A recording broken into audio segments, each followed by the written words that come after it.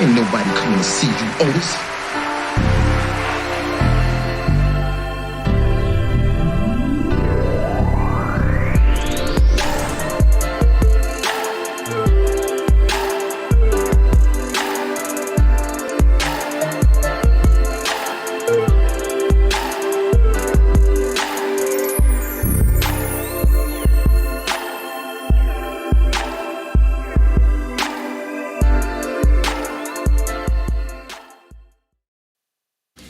Hey, I'm here. Let me see if it's not too loud. I'm here. Beautiful, beautiful day, cold day in St. Louis, Missouri. This is the OtisWho podcast. I am your host, OtisWho. Ain't nobody coming to see you, Otis. Thank you guys for joining in this morning. I thank you for real. This is going to be some educational information. That's all basic information that I'm trying my best to get out and share with the people. You know what time it is. But before I even get started, just relax. Come on in. We good. Thank you for real for coming on in, chilling with me. I won't keep you long at all. I know you guys are at work or doing what you're doing and you're listening in between. I understand that, and I understand that your time is valuable. So thank you for allow me to take up some of your time, but I'm going to try my best to make this useful information and just give out some information to help people. I'm going to be rambling a little bit, so please forgive me. I'm going to be all over the place because I don't have anything actually structured, but I have a lot of things just going on up here. So just bear with me. But before we get started, again, come on in. Please hit the like button.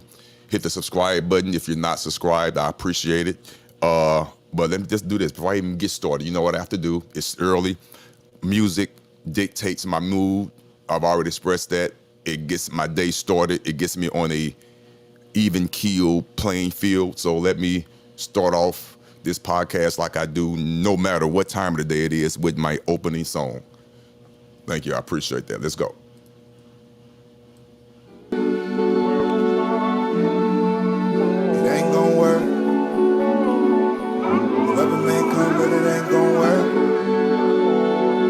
Whoever may fall, but it ain't gon' work.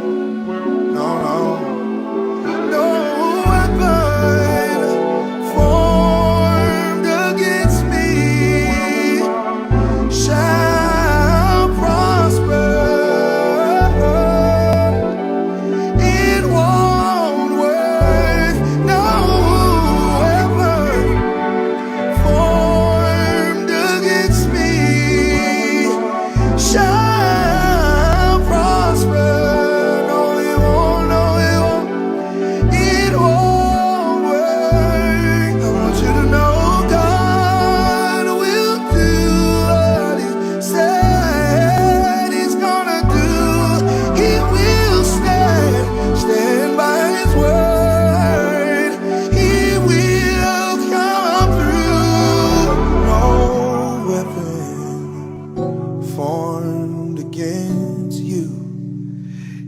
try, but it won't, it can't harm you. It won't work. Ain't nobody coming to see you, Otis. All right. I love that song. Thank you for bearing with me. Thank you. I love that song. Okay, let's get into it. This is a beautiful day. It's cold as heck outside. Our whole street is covered in a whole sheet of ice. The bank's not closed. Let me stop lying. The courthouse in the city and county of St. Louis is closed today. Not sure if the mail is going to run, but they do say rain, sleet, or snow. So we'll see how that works. The banks are open. I needed to go down to the courthouse to take care of some business, but that's out of the question this morning. So I'm going to spend a little time just going over some basic information that you guys should have, everyone should have. But let me just start off by saying this, for real. Let's get straight into it. This includes myself. I'm going to be talking, but you know, if you've been following me long enough or know of me long enough, I'm really talking about myself, because everything that I do, I try my best to provide evidence, proof along my struggle and along my journey.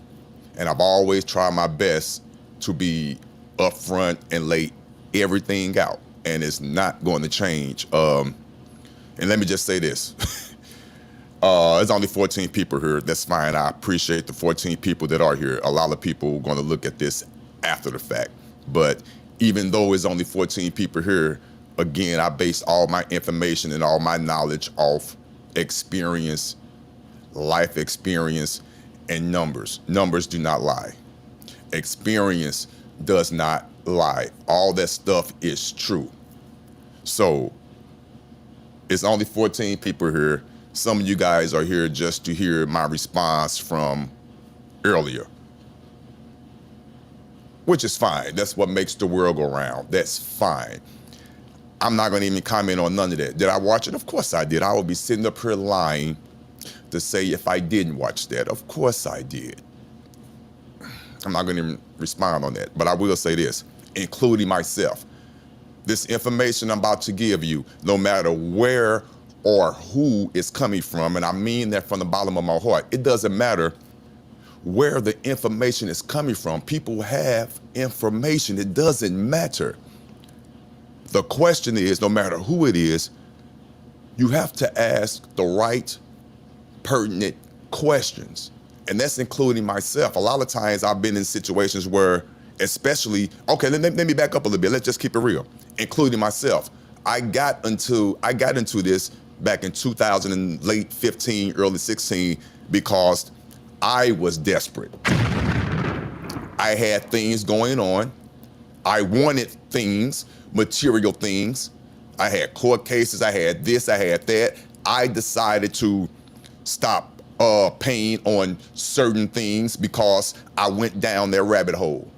No one told me to stop. I chose to stop making my obligations. I chose to do that. A lot of you guys are in the same situation. You chose to do what you chose to do based on your beliefs, based on that you felt like everything was prepaid or whatever. Whatever the situation may be, you chose to go down that rabbit hole. I chose to go down that rabbit hole. Didn't ask my wife, didn't consult her. I chose to go down that rabbit hole. In going down that rabbit hole, a lot of things came up, and I was following individuals because I was new and I wanted all that stuff to be true and correct. We all did. There's nothing wrong with that. But again, I'm speaking from my perspective. We follow people hoping that we get the right information. We all do. I don't care who it is. Eon, Yusavelle, not to keep throwing people's name up. Eon, Yusavelle, Jonah Bay back in the day. It's a lot of people. It doesn't matter. It doesn't. It doesn't matter. We all want the information. It's up to us to decipher the information and really pay attention to who we're getting this information from. That's including myself. It doesn't matter. Certain questions you have to ask. You have to ask yourself, okay, this process, it sounds good. It sounds interesting. Has this individual done it? Valid question. There's nothing wrong with asking that question. Because if I'm new to this and I want it to be correct and true, you have to ask the questions. Has this person done it? But majority of us, including myself, me, I don't ask that question because I want the answer. I want to think I know the answer already. But deep down in our gut, we would never have to ask that question because 9 times out of 10, the proof will already show itself. They're going to lead with that, whether it's false or not. They're going to lead with what they've done. And if they don't lead with what they've done, it's up to us to decide if we still want to follow, which a majority of us still decide to do. That's with anybody. It doesn't matter. No names need to be said. It doesn't matter who. So I'm here just to be upfront and be real about it. I don't care who you listen to, Who you get your information from, it doesn't matter. Just ask the pertinent question. Show me what you've done. No bank accounts, none of that. I'm not talking about that. I'm just asking legitimate questions. Show me what you've done. And there's nothing wrong with that. I'm not challenging nobody, no nothing. It's just basic questions. When I tune in to anybody, the Eons, the Yusuf Els, whoever, I ask the question to myself, or I'm waiting to look at previous videos. Did they show proof? Not about the monetary thing, no, just proof, period, of a court case being dismissed or something, a bill being discharged, something. I just want proof that you put in some work. That's it. Nothing's wrong with that. But the reality of the situation is, and no one wants to ever admit this because they're ashamed, but the quote unquote teachers, I hate to use that word guru, but gurus, teachers, those that know some things, they know what's going on. It all boils down to sales. Even the preacher behind the pulpit, it all boils down to sales and who you're selling to, who you're emoting to. So again, including myself, if I'm going to someone on a regular basis and they're not showing proof, then that's my fault. Mine. I'm not blaming nobody. You have to be honest and blame yourself. I'm not blaming nobody. I followed a lot of people, and it's my fault. I chose to continue to follow, but I didn't. Now, I asked the right question, but I didn't ask the right questions of them, to them. I asked them to myself. First thing you do, you ask the question to yourself. Then you have to be strong enough to ask that person. And if you're not strong enough, if I'm not strong enough to ask that question of that person, that means I already know the answer. We have to be real about that. We do. I came into these situations because, yes, I was desperate. Most other people on here right now, you're desperate. You want a remedy. I was there. Yes, I was there. And it's my fault because I wanted that remedy so bad. I'm going through these processes, yada yada with the woo, and I assume, because nobody promised me nothing. I will say this, nobody promised me nothing. Let's make this clear. No one promised me nothing. I assumed and I wanted that remedy to happen. But no one promised me anything. Let's get that clear. No one. But what happened, now we finna bring it all the way full circle. What happened, and this is the true reality of life right now. There's no way around it. No matter what paperwork you use, what process you use, you have to know how to stand on it. You have to. I don't care if the paperwork is somewhat incomplete. This is my belief, and this is my story, my proof. It doesn't matter. It's all about the administrative process. It's all about the admin. It's not about the substance. It's about the process. And let me give you a perfect example of what I'm talking about, because I'm going to be all over the place. Whatever corporations do to you, you can do to them. You have to understand, whatever they send you in the mail, it has nothing to do with the dollar amount on that statement or that remittance, whatever you want to call it, or that security. Don't go down that rabbit hole. That part doesn't matter.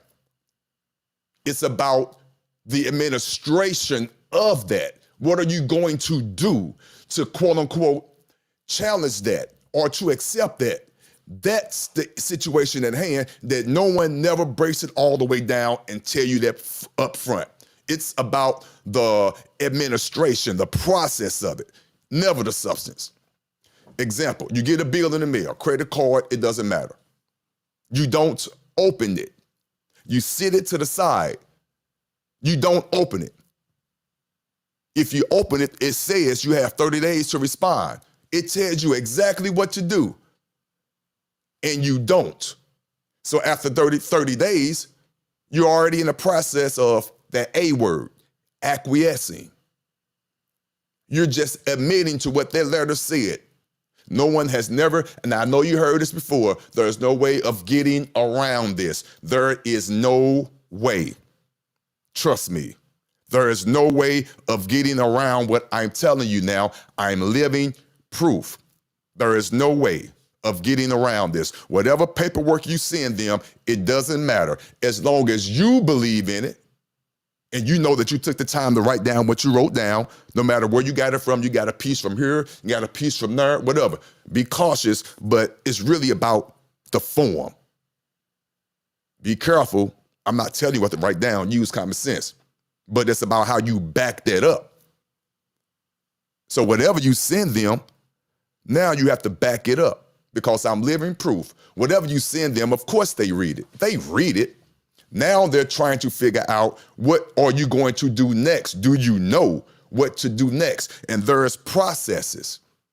It doesn't matter if you're right or wrong and all that. I promise you it doesn't. It's about the process, period. Some companies will acquiesce right away. Some, not often. Not often at all. Not often at all. The majority of them will keep on continue to doing what they're doing because they're trying to figure out if you know what you're doing. But every now and again, based off paperwork that you sent in, based off your understanding, and let me show you something, based off your understanding. Now, everything I'm telling you is true. Of course, I have several documents that I have in my files that I've gotten from people and all that. But I've never just sent in straight just that template. I've always modified things. I always took things out. I've always added things. Yes, I have, based on my understanding. You have to do that. You can't just send in somebody blank template. I could get a template from anybody. It doesn't matter who. John LeBay, it doesn't matter. But I have to get it and I have to assess it and look at it and make it conform to my situation. You have to meditate on it. You have to pray on it. I'm not even trying to be funny. This is real. You just look at it and make it fit your situation. Foreclosure, bogus tickets, alleged court, all that based on your situation. You write a letter, you send it off, registered mail. That's my experience, because you got to know who you are. Everything I'm telling you is all factual. You send it off. Now, just because you send things off, it doesn't mean that it's going to happen right away. It very seldom happens that way. Very seldom happen that way. Very seldom. You have to know how to stand on it. So let me give you my real life situations and real life issues that 9 times out of 10, this is how things are going to happen. Let me tell you, I'm gonna give you my situation about my first court case dismissal. Came by surprise. Back it up. Y'all know my little history somewhat. Let me back up. I moved into, and I don't want to say an affluent neighborhood. It was an upscale neighborhood where I acquired the $750,000 home off of Zillow. You know the story. With the right paperwork and things like that. Banks can't own anything. That rabbit hole I'm talking about. That one. That rabbit hole. So I was in that neighborhood and I knew based on the area that the policy enforcers were going to be an issue. But I was up for the challenge. My vehicle, again, for the record, is not registered in the state. It's registered on my trust. When I first got it, I went straight to my home, didn't turn in the title. That's a no-no. Start taking notes right now. I keep saying this over and over, but I'll just keep repeating this. Go back and watch this video. I'm telling you the truth. I can prove everything I'm saying. Everything. Acquired a vehicle from the lot. drove it straight off the lot with the title in hand, and I took it to my trust, the trust that I am the trustee of, and I put it on my Schedule A. And I notified the state by way of a UCC-1. That's what I did. Now, just because I did that, and I know for a fact I did it correctly, that doesn't mean that they were going to just leave me alone. Of course not. Of course not. They were still bothering me every now and again when they did decide to get behind me. They were testing me out. They're doing their job. They're policy enforcers. The most of you think just because you send off paperwork, that's where it stops. No, that's where it begins. That's where it begins. You have to be ready. That's where it begins. You just notify them that you one of them. Well, what's one of them mean? You one of those folks. They think you a government protester, yada yada, sovereign citizen. Which is an oxymoron. There is no such thing. Now you're on that list. As soon as you send something off, trust me, you are. There's no way around it. You are. But don't be afraid. Know how to stand on your square. This is where I respect the use of L's and the eons, and now I have to respect myself because I'm gonna always be honest with you. Just because you send in paperwork, that doesn't mean they're gonna honor it. No, you have to get tested. You do. I'm talking to you right there. You have to get tested like I was tested. I sent in paperwork. I sent it in. On the surface, they were still ignoring it. Here in Ellisville, I'm going to show you the proof in a minute. I went to court several times.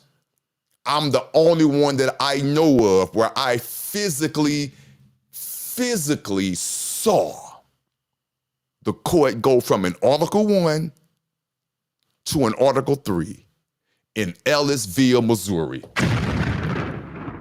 I saw it. I witnessed it. It was one judge already there. They said, all rise. He got dismissed. A whole nother judge came in. And as soon as he sat down, guess whose name he called first? The all caps name. I knew what was going on. I was in shock, but I saw it was happening it was happening right in front of my face. No one can take that away from me. That's my experience based on the paperwork that I filed, based on what I overstood. Sometimes I understood it. Know the difference? Sometimes I was just sending in paperwork because I just believed in it. But did I have a full understanding? No. 100% transparency. But I believed in it. I believed in it. Bubble guts, sweaty hand, and all. My exterior was strong. I believed in that paperwork. Yes, I did. But I saw that court change from an Article 1 to an Article 3. They was trying to trick me. But I promise you, my recall, my studies about several people talking about Article 3s and Article 1s where you have to go in the chamber and all that stuff. I saw it happen right in front of my face. It wasn't like that. Now, I'm not negating that. That's not how it works. But in my situation, it happened differently. One judge was on the bench. Then a few minutes later, after he got through doing what he was doing with the other people, they switched judges right there in front. And my name was called first. And after he was done with me, the other judge came back. That's Article 3, people. You can't tell me otherwise. That's Article 3. Now, you have to ask yourself, to the average person, I don't even know what that is. Do your research. Again, I'm about numbers. This is not for everybody. 18 people that's on here, I doubt very seriously, no disrespect to nobody, because this is my story. I guarantee you over 85%, if not 90, have no idea what I'm talking about when I'm talking about an Article 3 judge being on the common law side of the court. You have no idea. And if you heard of it, you haven't experienced it like I have. It's not a bragging thing. I'm just letting you know that's how things happen when you least expect it. That's how it works. So let's tie it all in. Hold on. So let's go here. Boom. Is this it? Give me 1 second. Boom. Is that it? Where are you? Where are you? Hold on. Bear with me, you guys. I apologize. I thought I had this ready. Where you at? Boom. Is that it? No. New tab. Wow. I'm trying to find you my first court dismissal. Bear with me, you guys. Bear with me. I appreciate it. I'm trying to find it for you. Give me 1 second. Where are you? Boom. Okay, there it is. Home. Open up. Okay, let me see here. Cancel. Bear with me. Okay, share screen. Boom.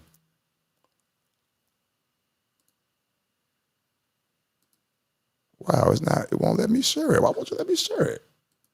Wow, hold on. This is crazy. This will not let me share my, am I doing something wrong? Well, I'll read it to you, but I want you to see it. Man, bear with me. I apologize. Just bear with me. Bear with me. Where are you? Okay, entire screen. Where's the window? Where are you? Wow.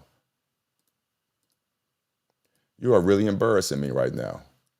That's fine. But anyway, I'll read it to you. Oh, that's crazy. Why won't you let me show you? Okay. This took place on 4/18/23.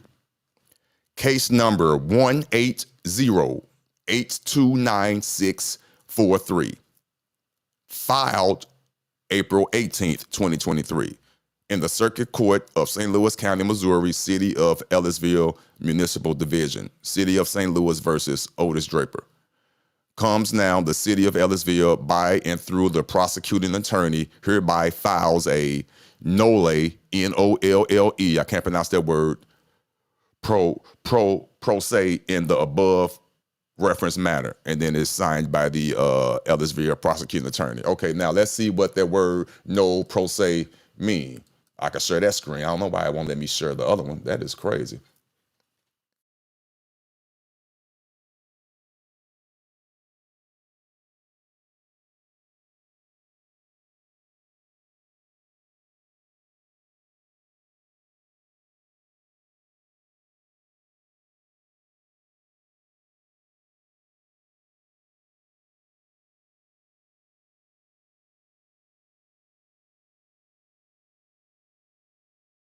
And again, that was back in April, what was that? April the 18th, 2023, case number 180829643.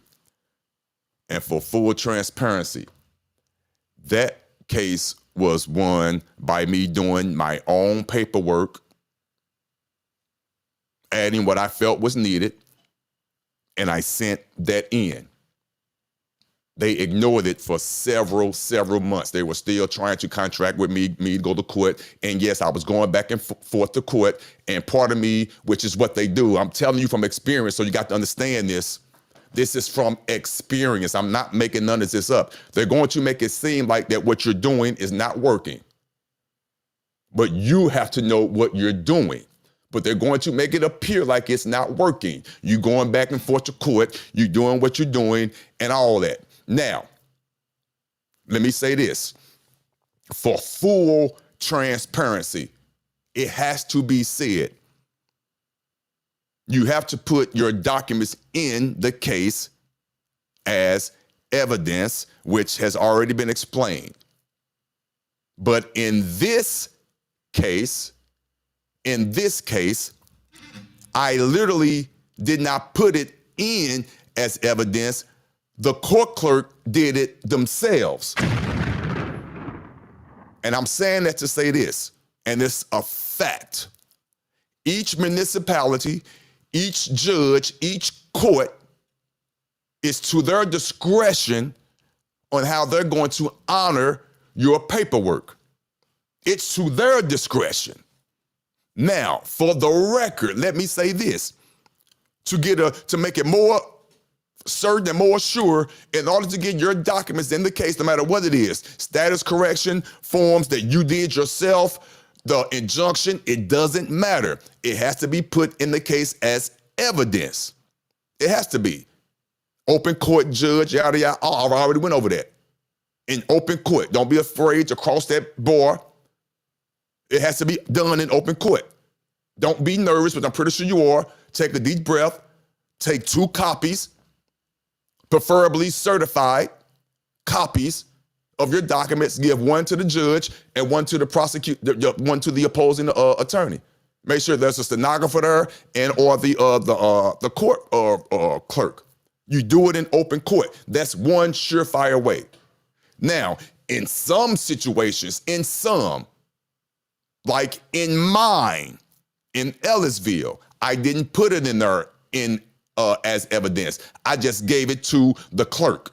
I went inside the police station or whatever, and I just put it inside the case. I gave it to the clerk because in a small police station, you got the court building and the police department in the same building. We all familiar with those. Now, me giving it to that clerk in theory is not putting it in evidence. Also, too, I have to back up all this. I did a lot of my stuff by way of facts. By way of facts. F-A-X. Which is a legal way of delivering your correspondence, by way of facts. Now, when I did that, that's when I first learned, now this was back in 23, back early 23, because this dismissal took place on 4/18/23. But prior to that, I was sending information over to them by fax because I realized there was a legal form of notice and things like that after me doing my own research. And full transparency, I love music, and I heard a rap song by Drake. It's not my first time telling you this, and I forgot the rap song. I listen to it all the time, but he said he made his first deal through a fax. Ding, ding, ding, ding, ding. That's not your first time hearing that, me say that. So I Googled, which is now hard. Google is faxing a legal form of notice, and you're going to get your answer. See, everything I'm telling you is not rocket science. It's just you doing your own research, taking your own documents that you got attempted from somewhere else that you came across online or whoever, it doesn't matter. But please make it your own. Make it you. It has to be you. And do what you need to do. Send them out notices. That's the truth. Now, in some situations, some, not all, and I'm talking about some, and the number is very minute. The number is minuscule. It is. Some situations, by merely doing that paperwork, that will be enough that they will just fall back. I'm living proof of that. They'll just fall back. They had me under the impression that everything I was doing, even in front of the common law judge, the Article 3 judge, when they had me go speak to the prosecutor because they thought they know no better, they thought I was just going to concede with the prosecutor and just take a lower charge. They can make it a misdemeanor and yada yada. But it was already a misdemeanor. It was traffic stuff. Me driving on a suspended license, me driving with no insurance, me driving with the vehicle not registered, me having over 9 warrants, all that. They wanted me to bargain. I said no. I'm fine. I want to go to trial. I'm just pushing it. Trial day came up. I went to court. I went through the door, and they were waiting on me. They said, and I quote, "We were trying to reach out to you, but we couldn't. Your case has been dismissed." My very first victory, 4/18/23, had nothing to do with nothing but me doing my own paperwork based on my own overstanding, and I sent it in. And I stood on it. Based on the injunction that I have done and all that good stuff, all that. That was 4/18/23. That's that. That was the one that got dismissed with no issue. Now, I had several other cases after that. This is where the reality set in.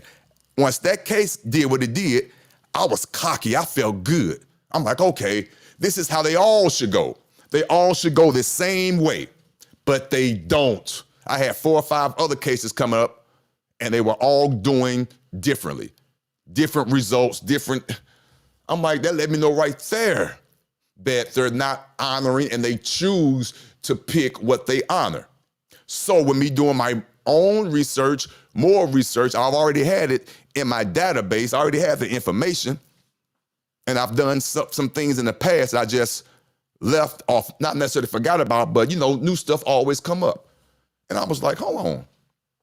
If I know this paperwork is correct and I believe in it, and I got to using common sense, I promise you I did, I started thinking about how companies and corporations, how they operate, how they treat us, what they do, how they get us in default, and how they make us pay for something that we don't even agree, but since we acquiesce to it, the judges hold them to it.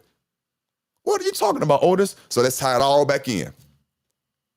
When you get a bill in the mail and you throw it in a corner, or even if you do open it and you read it and you throw it in a corner, they always tell you have X amount of days to respond. They always do. Always. And we as a people, not race, as a people, period, doesn't matter what color you are, we throw it to the side. And 30 days go by, guess what happens? You just acquiesce to that number amount that's in the invoice and you don't even realize it because you didn't respond. They were giving you 30 days, sometimes 20, just read it. I guarantee you, the 14 people that's in here right now, you can go get a bill right now that you have sitting in a corner somewhere, your coffee table or whatever, and it's probably from one company, and you probably got 2 or 3 of them from that same company. Open them all up and see how they just put you in default. Right now, you're in default in some situations, or you will be in default within the next few days. They sent you a letter, you have 30 days to respond. You don't. Then they send you another letter. That's your opportunity to cure. And you don't. Then they send you your last letter, you're in default. And now you want to know all of a sudden why your credit report or your credit score dropped. Because they took all those letters, all the correspondences that you received that did not respond to, you did respond to them by you not responding. You acquiesce. So you basically say, yes, I owe this $340. Yes, I owe it. I owe it so much that I'm not going to respond to the other 2 letters that you clearly are giving me an out. Turn it back over. You could dispute it at this address where they had to denote your account or whatever. Or you could send it to this other address. There's so many options that they give you, at least 2 or 3 of them on that one correspondence, but we never read it. Or we don't know how to break that down. So we put ourselves into a default situation. So all that being said, it's the form, not the substance. The substance could be wrong as that thing, but you don't challenge that. You just set it to the side. So now is that number wrong, which is probably clearly wrong, obviously, but they added interest, they did that, they did this, they did that, but you didn't respond. You acquiesce. So now they took those forms, those letters, the correspondences that you did not respond to because they have proof, because you did not call them, you did not send them any letters, certified mail, saying that you challenged this or anything. You didn't do any of that. And you could be 100% correct, but you didn't challenge it. So now they're going to take those 3 documents, the 3 letters that they sent you, and they're going to go in front of a judge. The judge is not questioning the dollar amount. The judge is questioning the form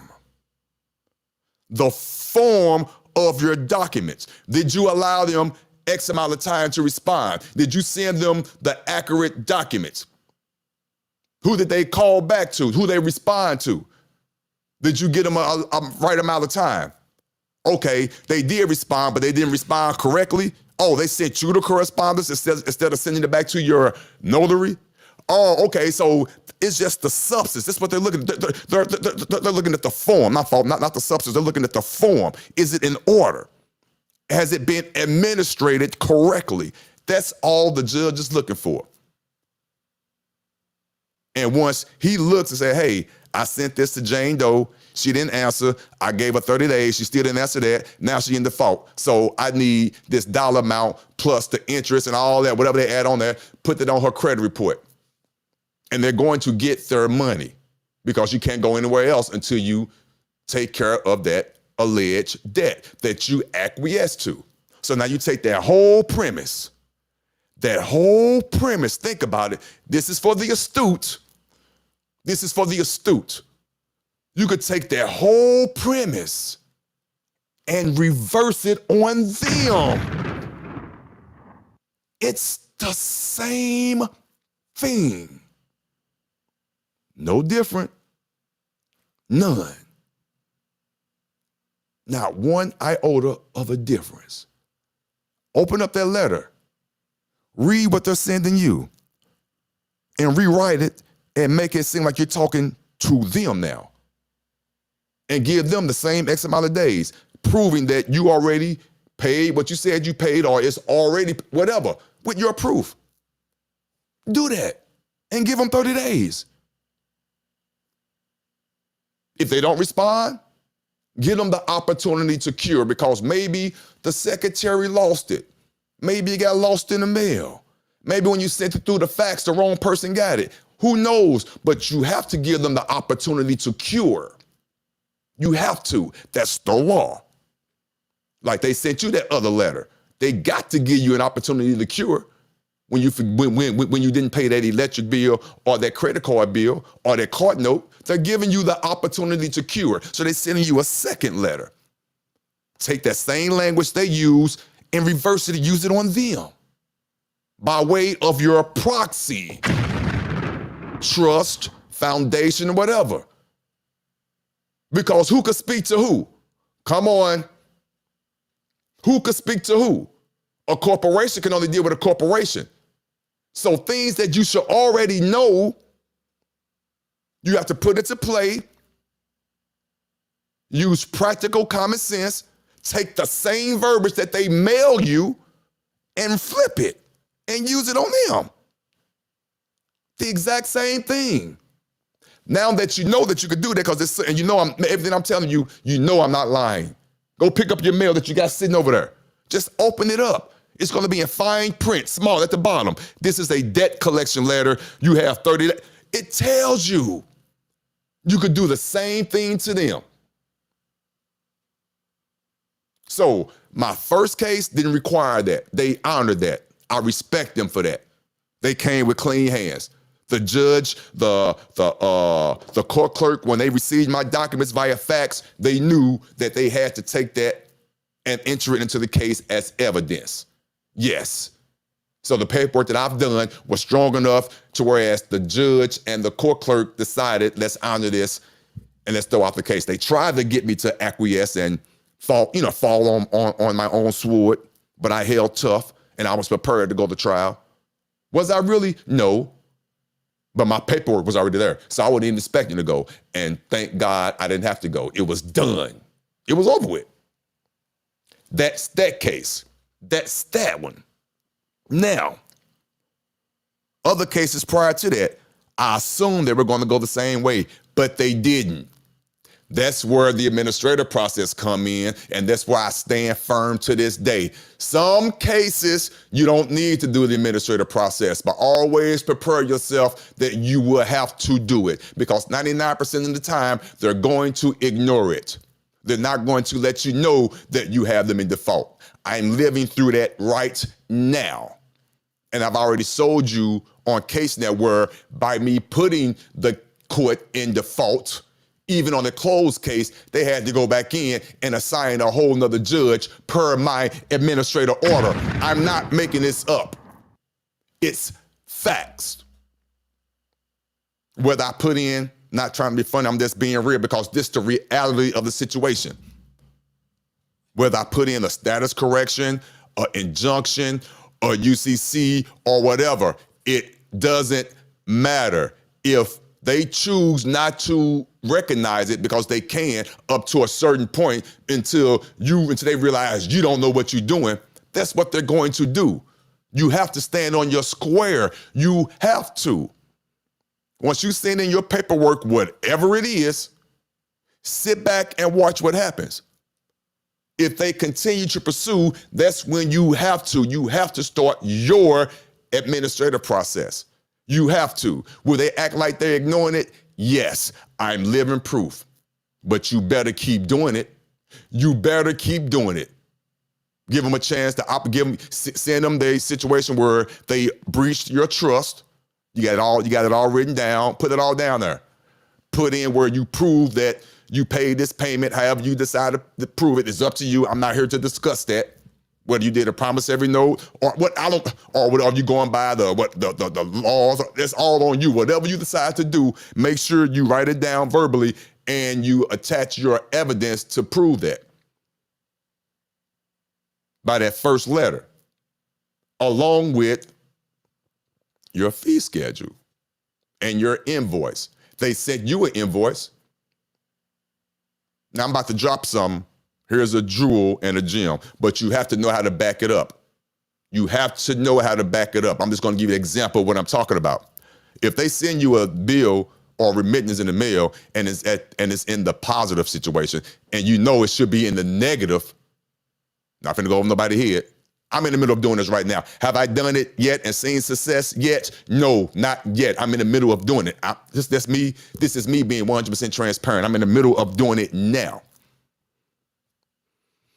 But if you know what you're doing or what you think you're doing, and you know that they sent you a remittance in the mail and that number should be a negative number based off my overstanding, based on looking at the back office and the IRS and all that, that negative number is a correct. If you know that, send in your proof. And they got X amount of days to challenge it, along with your fee schedule. They got X amount of days. They have X amount of days to disprove what you just said in writing. They got X amount of days. I'm going to say it again. They have X amount of days to prove what you're stating is true. You better make sure you got it, but they have X amount of days. Whatever you do, that's all on you. But whatever you send them, they have X amount of days along with your invoice. Did they send you an invoice saying you got to pay it in X amount of days? Okay, well, you send them one. Question, did you put them on notice first? A gentleman gives notice. Women too, but you know when I say gentleman, I'm encompassing everyone. A gentleman gives notice. Again, if you have a trust, if you're living through your trust or whatever, you have to let the important people know. Whoever is using your all caps name, you have to let them know. So you got to give them notice. So once they have notice, they have notice. They have it. So then that's when your administrative process starts. You already have notice. I sent it to you. I sent it to you on this such and such day by way of fax. Here is my confirmation page. So you've been noticed. Sir, ma'am, you breached my trust on such and such date. You were informed that I have a trust established on such and such date. You have 30 days to rectify this matter. Here is my invoice. You have 30 days. Are they going to pay it? No. I doubt if they even respond. But who cares? You don't respond to them when they send you yours. And that's what they're hoping on. You hoping they don't respond. And they not. They're not. Do they respond? Do you respond to them when you get your late notice in the mail? No, you don't. And if you do respond, you don't respond correctly. You call and you try to make payment arrangements. That's what you do. So once you send them that first one with the invoice attached to it that they owe you, they're not going to respond. Give them 30 days. Give them another letter letting them know that you didn't respond. Excuse my quality. I don't know what's going on. I have no idea. They saying I got too much. I don't know what's going on. But anyway, bear with me. You have to get them another chance to respond with that opportunity to cure. That's the normal standard operating procedure. And after the second letter of them opportunity to cure, now they're in default. You have to send them that default letter. They're done. Not you. Let me get my words correctly. Not you. Please do your research. Not you, a notary. Not you. They should not be responding to you. You should not be responding to them. You're a notary who is just as powerful as a judge. People, please do your research. Don't go to a notary at a bank and all that, only for certain things. Now, I'm not saying never, but for us doing this administrative process, by way of a notary, a notarial administrative process, you need a notary. You need your own notary. They have to address and answer and do and deal with all that. They have to issue the default letter. They have to do that. Put their butt in default. They are done by way of that stamp and by way of that signature of the administrative person, which is the notary. Just like the judge does. They're looking at the order, the administrative process, not the substance. Looking at the order of your paperwork. That's it. The number could be whatever. They don't even care about that. They're looking at the paperwork, the administrative process. They're looking at that paperwork. That's all they're looking at. Once you got them in default, by way of you sending things to them, by way of your notary, registered mail, everything is answered and received through your notary. And when they're in default, the notary issues the default judgment. The notary does that. Then you take all that together. Then you do a UCC, 1 or 3, or 1 and 3, depending on your situation, what you got going on. Then you take all that and you put it on the county record to establish a notice. And then you take all that to the courts. That's how you do it. I didn't give you specifics, but that's how you do it. I gave you the order. This is how it's done. This is how one of my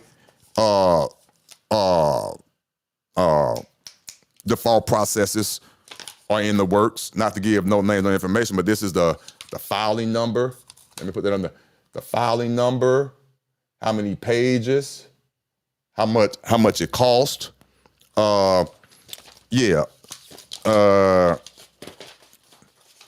This is, let me see. My first page is the affidavit, which is the actual letter, which is my first true letter, giving them, letting them know I know what's going on and the things that they have to acquiesce to within 30 days. This is my my affidavit of truth, pursuant to certain USC codes. This is my affidavit of truth, which is my initial letter. Okay. Then I got my consumer enforcement action, my statement of charges, what I charged them for breaching my trust or my person, the fees and things like that. Okay, it's all here. It's all here. My notice of default. See the words. The paperwork, the information still stay the same. The title, oh, this glare is something else. But it says, I'm sorry about the glare. It says notice of default / opportunity to cure. Okay, so that's that. Yeah, notice of fault. My fault, notice of default. Now they in default. Okay, here's my 3 green cards, copy of my 3 green cards that I had received, putting them in default. Copy of the UCC 1 and 3 that I placed them on. And I placed, of course, all the information on the county record. Now, this is how this works. I know they in default.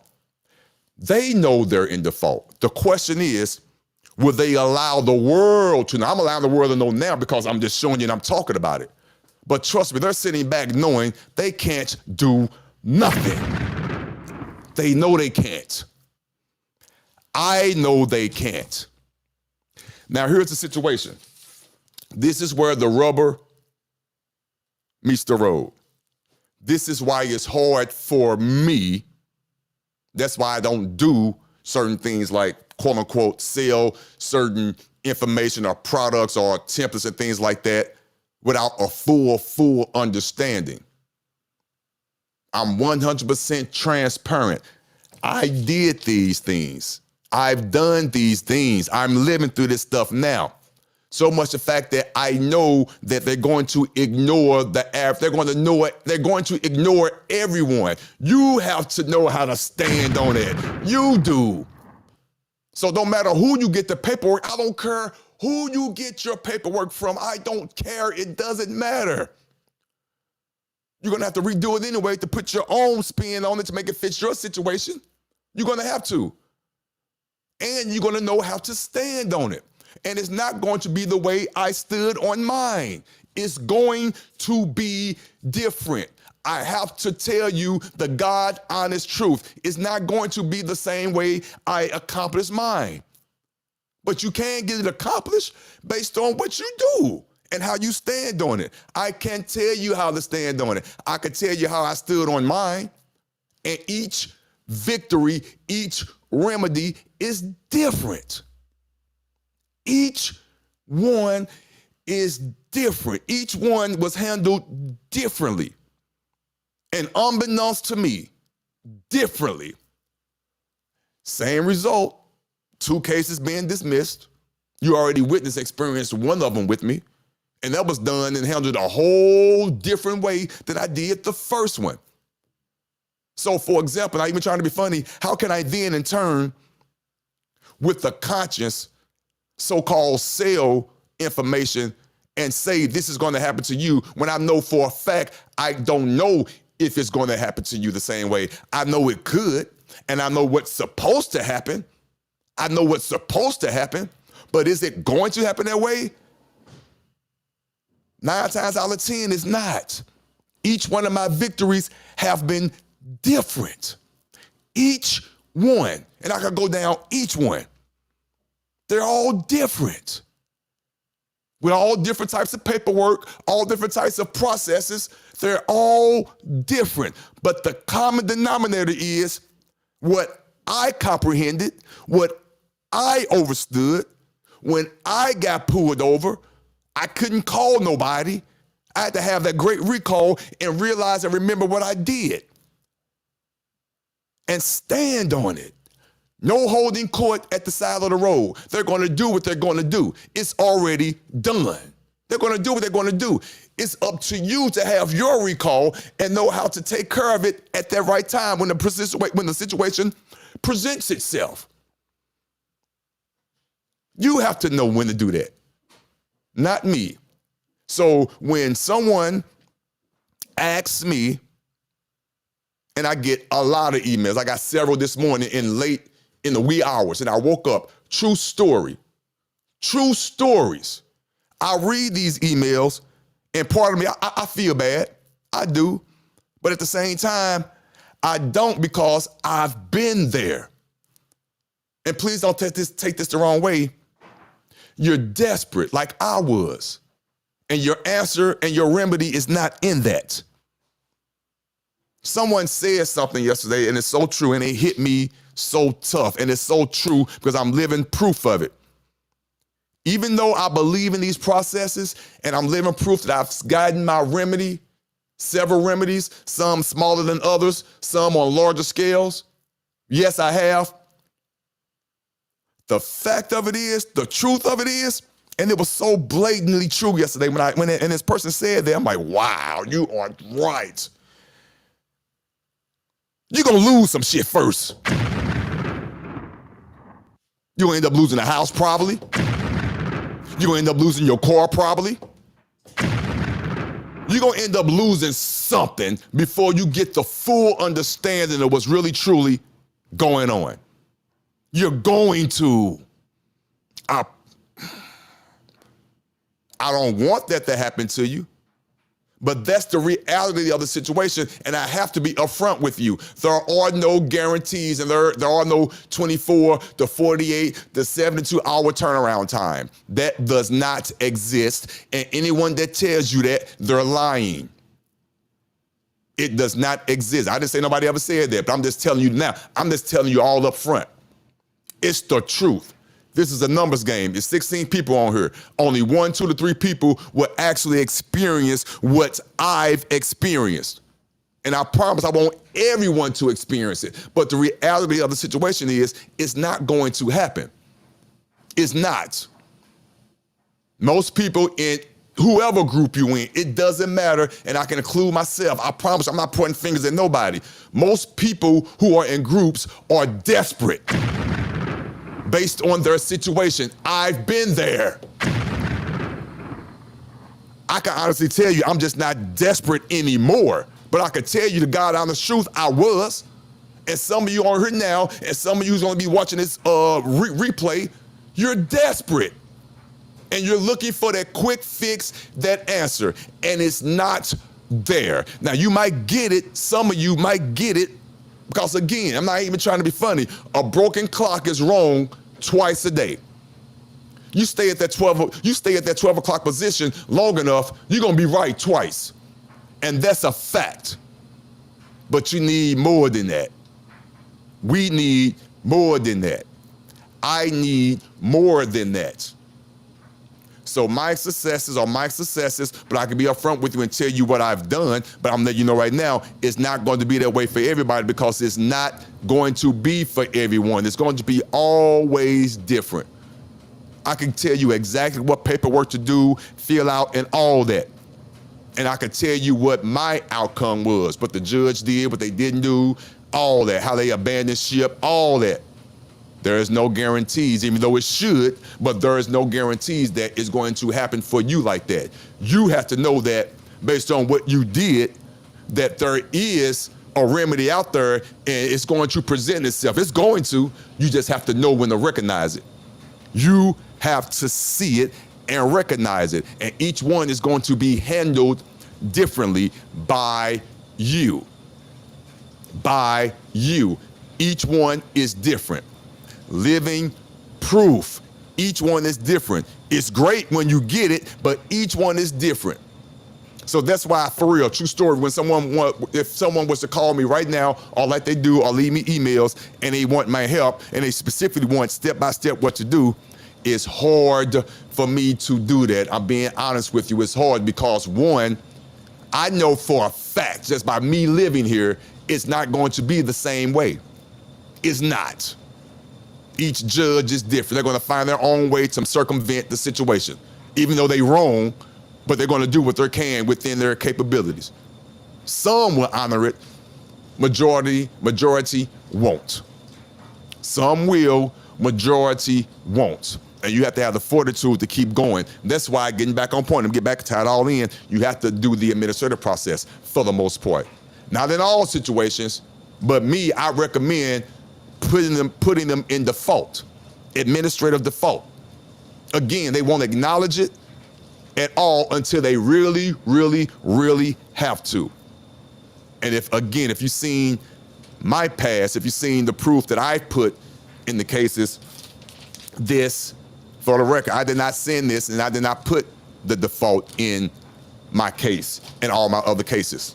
I did not. I sent it to who I felt needed to be sent to.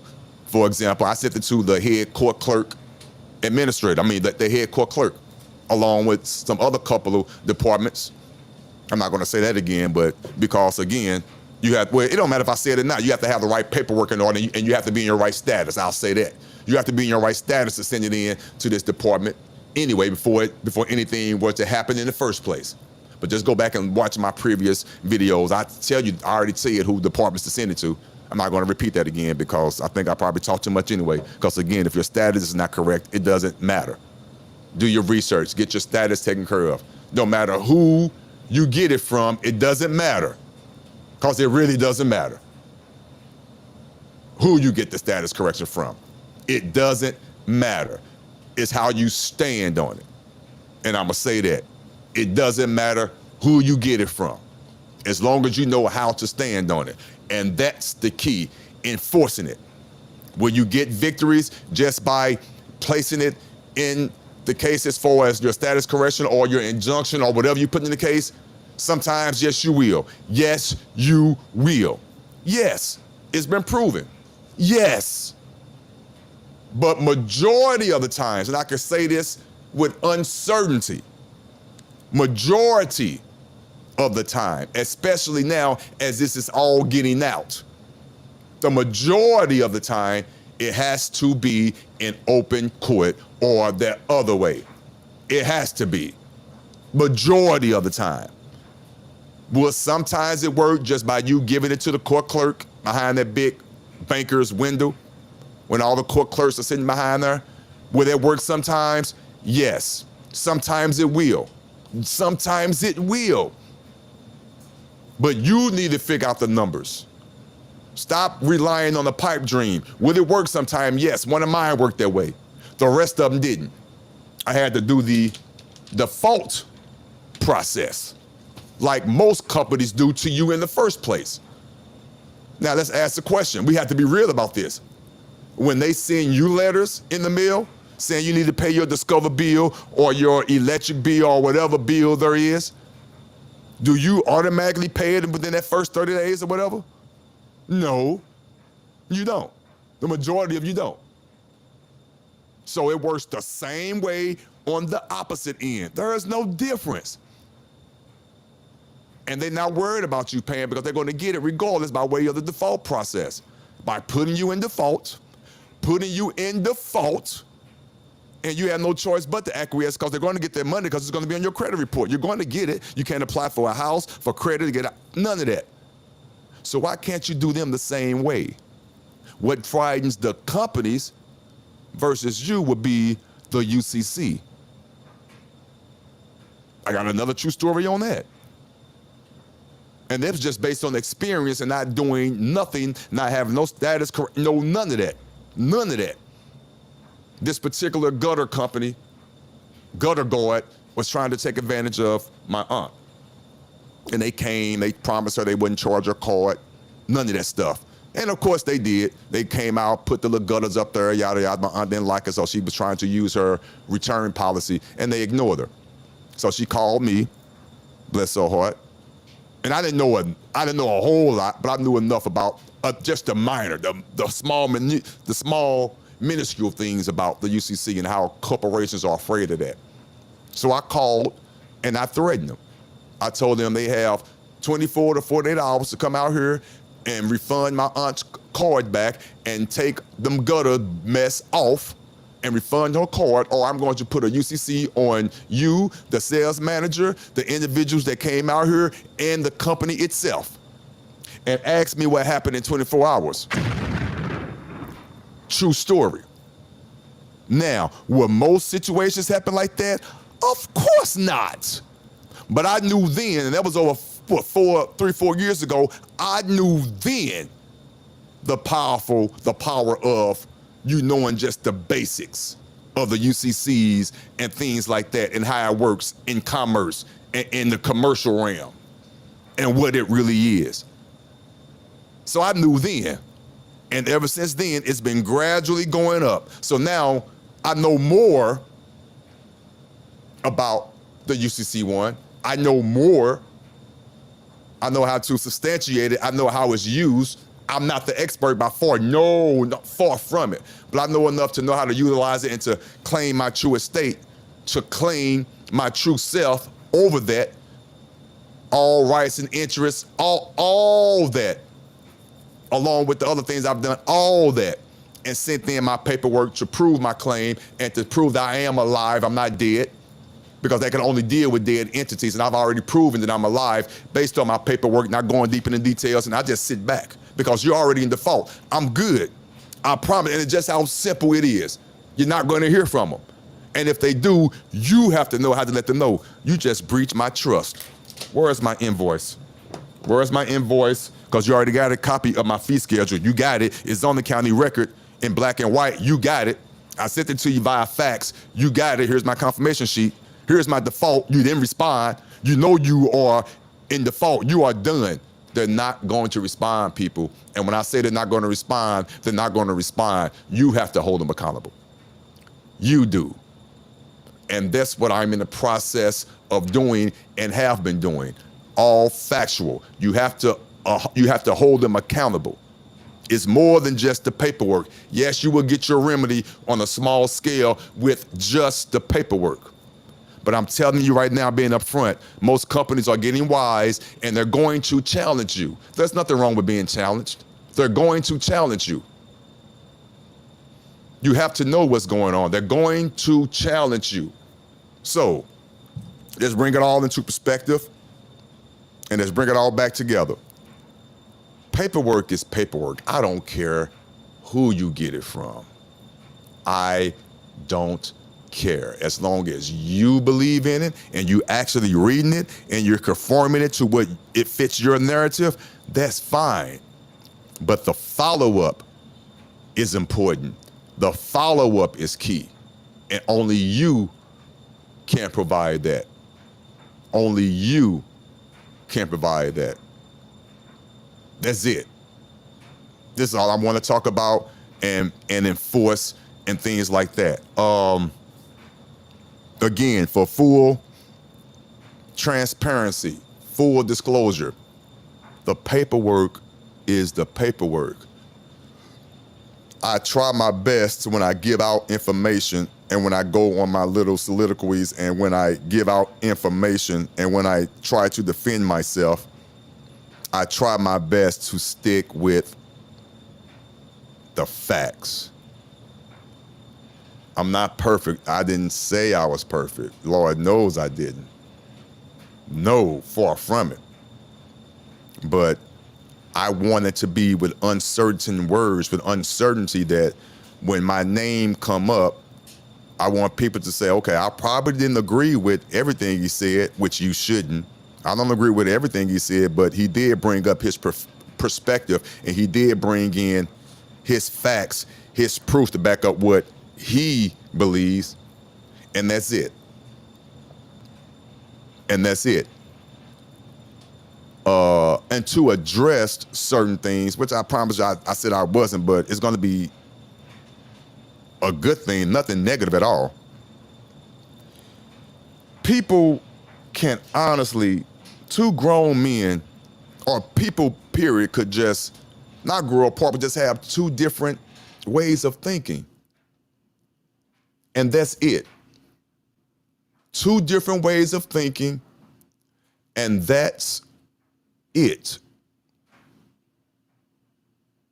No ill will, no nothing. Just two different ways of thinking.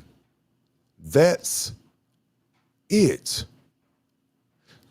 No mudslinging, no none of that. Now, I'm going to say this, and I don't even feel like he was even addressing me this morning. I really don't. But I'm just saying it just because I want this to be clear. There are not 1 ounce of hard feelings at all. These are just myself and another individual who just decided to go their separate ways. That's it. That's it. I promise you, no mudslinging. When I promise you, when I tell you this, when I say this, I mean this from the bottom of my heart. We all have families. We all have significant others. And we all trying to get on that other side. Period. I'm looking straight into this camera. As God as my witness, I wish no harm, no nothing. I want nothing but the best for those who deserve it, for real. No BS, none. We all have our own trials and tribulations, our own story. I'm pretty sure we can all write our own week TV series about what's going on in our lives. I'm pretty sure mine will be very interesting. I'm pretty sure each one of you week TV series will be interesting. Of course, we all have our own story, but I promise you, no mudslinging, no nothing. Nothing. It's not even about that. Agree to disagree. Agree to disagree. The only thing I'm asking is, and that goes for anybody, myself, anybody, I don't care, anybody, whoever you decide, I don't like to use the word follow, whoever you decide to get information from or listen to, it's fine, it's a free country. Just ask, including myself, the right questions. That's it. Period. If you have a question of me based on everything I've just discussed tonight, well, this morning, Lord have mercy, tonight, this morning, based on the administrative process and just the basic common fact stuff, this basic information, ask me the question. I already showed what I've done and what I'm in the middle of doing, and that's it. And I could just go off that.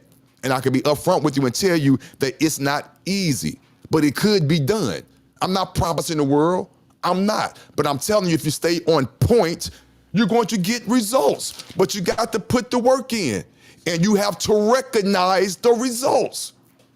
You have to know when their remedy is staring you in the face. There are times that the remedy was smacking me dead in my damn face, and I'm still looking stupid. That's the truth.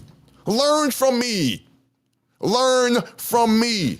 No bull, no nothing. Learn from me with the facts.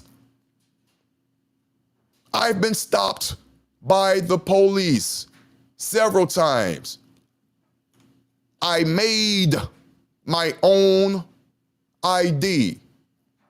I made it. And let's back into that because again, tying to this, I get about 20 more minutes. Because I want to tie this in to let you know and to prove to you what I'm talking about for as you could take any piece of paperwork and make it work for you as long as you know what you're doing and you know how to read. Again, it's not the substance, it's the administrative process. It's what you're administrating. Is that in order? And did they breach that? That's the key, people, not actually what you put down. Now, you can't be putting down no stuff that's gonna get you in trouble. You can't use certain keywords, sovereign citizen, the HR, but you can't use none of that. If you read the IRS manuals and things like that, it tells you they throw that stuff in the wastebasket. That's done. Do your research. A lot of this stuff that's being regurgitated, you haven't even done your own studies. It's right there in black and white. So a lot of things that you could just take care of the stuff yourself just by doing your own reading, and you don't have to rely on anyone else. A lot of this stuff, I promise you, is common sense. I'm telling you right now, if you're not reading, people say this for years. If you haven't read the IRS manual, which is online for free, it's what the representatives of the IRS have to follow. If you're not reading that on a regular basis, that's your fault. So then you have to go to whoever you need to go to get the information that's readily available for free. That's readily available. We have to take accountability for our own selves. A lot of the stuff is that we're honestly just being lazy. And again, we desperate, including myself for the most part in a lot of situations that I was in the past. Not desperate anymore. I'm not. But in the past, I was.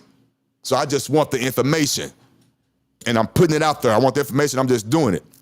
But then I realized life had to kick me in my ass. I'm telling you, that remedy is not going to come when you think it's going to come. That's first and foremost. 2, it's not going to be the way you think it is. That's number 2. Both my major remedies, not that it came out the blue, not that I was prepared for it, but I didn't know how it was going to happen. I was set to go to trial in both cases, and on the trial date, the day of the trial, me knocking on the door, opening up the door, I got dismissal notices. That's what happened to me. Same result, different methods. One method was not by way of the administrative process. It was just by way of me sending in documents, and I stood on it with the court turning from Article 1 to Article 3. That's true. The other one got taken care of by way of my administrative process, along with me claiming the true estate, my claim over the estate, all that. That's what made that judge abandon ship. Didn't even come out. 2 different situations, same end and result, case being dismissed, but 2 different situations. And a lot of other stuff that went in between with all the other court cases I had, majority all traffic, all held differently. I got 2 or 3 open right now, which I don't mind saying, they're just sitting there. They can't do anything with them. They're just sitting there. I got warrants that's been in the system since 2018. I could pull it up and show you. They don't mess with me. The police station is right down the street. I've already got them in default.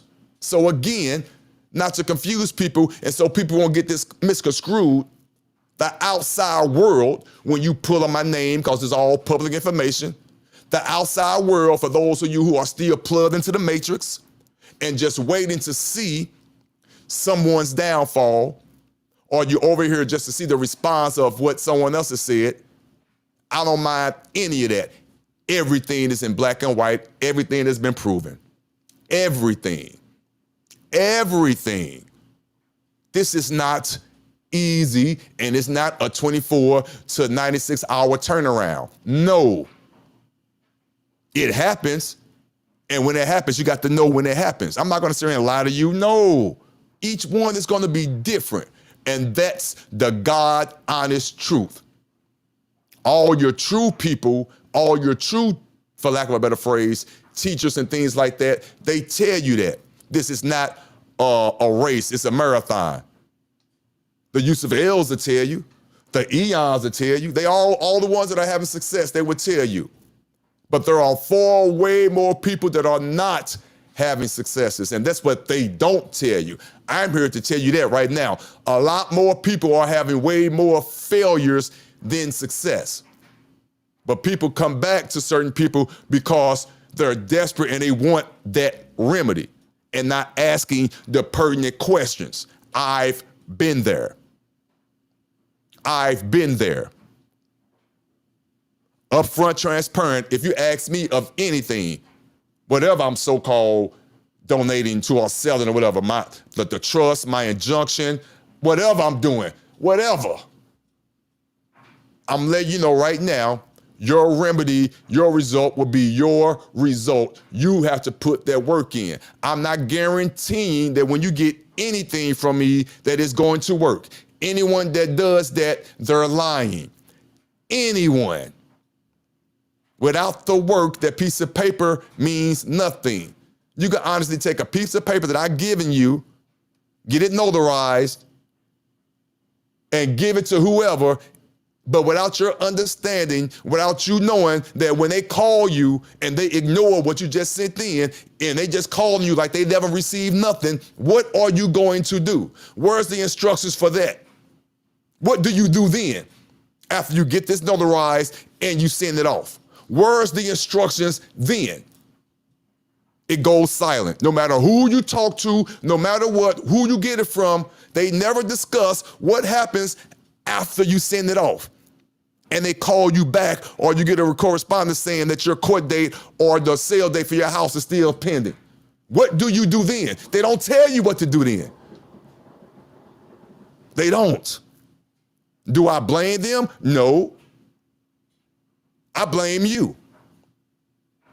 Because you didn't ask the question. You didn't ask for the proof. You didn't ask for, well, I hear what you're saying, and what you're saying sounds good. I looked up the code that you said referenced that. I looked at the paperwork. Yeah, okay.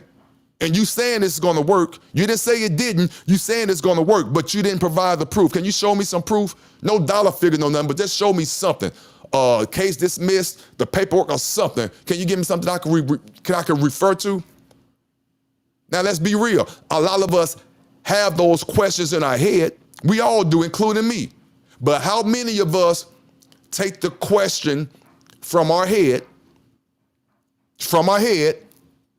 and physically reach out to the individual via live chat, via private email, or a phone call and ask him or her, where's the proof? Because I'm really interested in doing this. Where's the proof?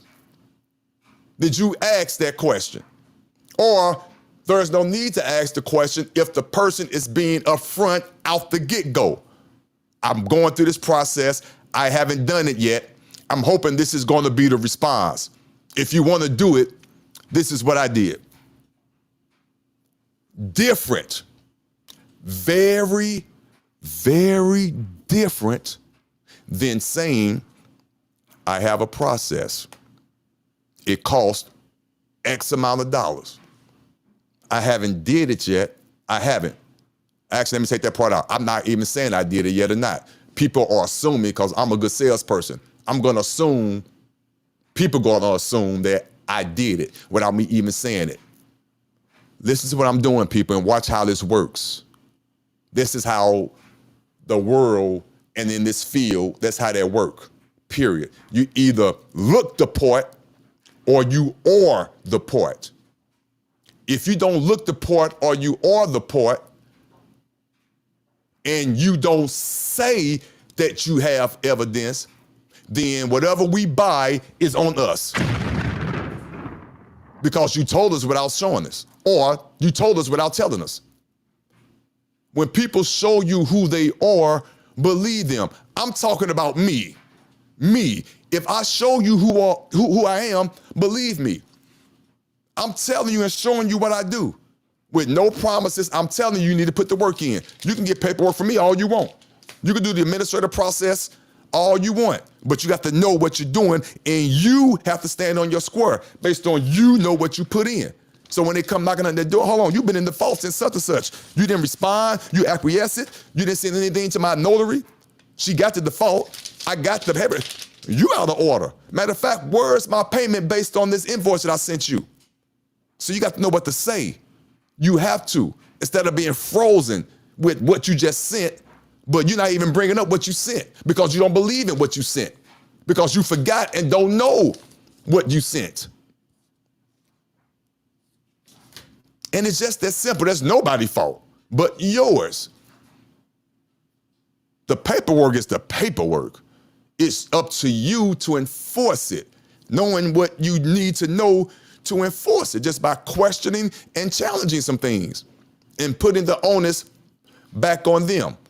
That's not talking in code or anything. You can take any document you want. It doesn't matter. And support it with your default, with your invoice. It doesn't matter. I promise you it don't. Of course, the information needs to be correct, obviously, but you get what I'm saying. Understand what you're doing and know how to stand on it.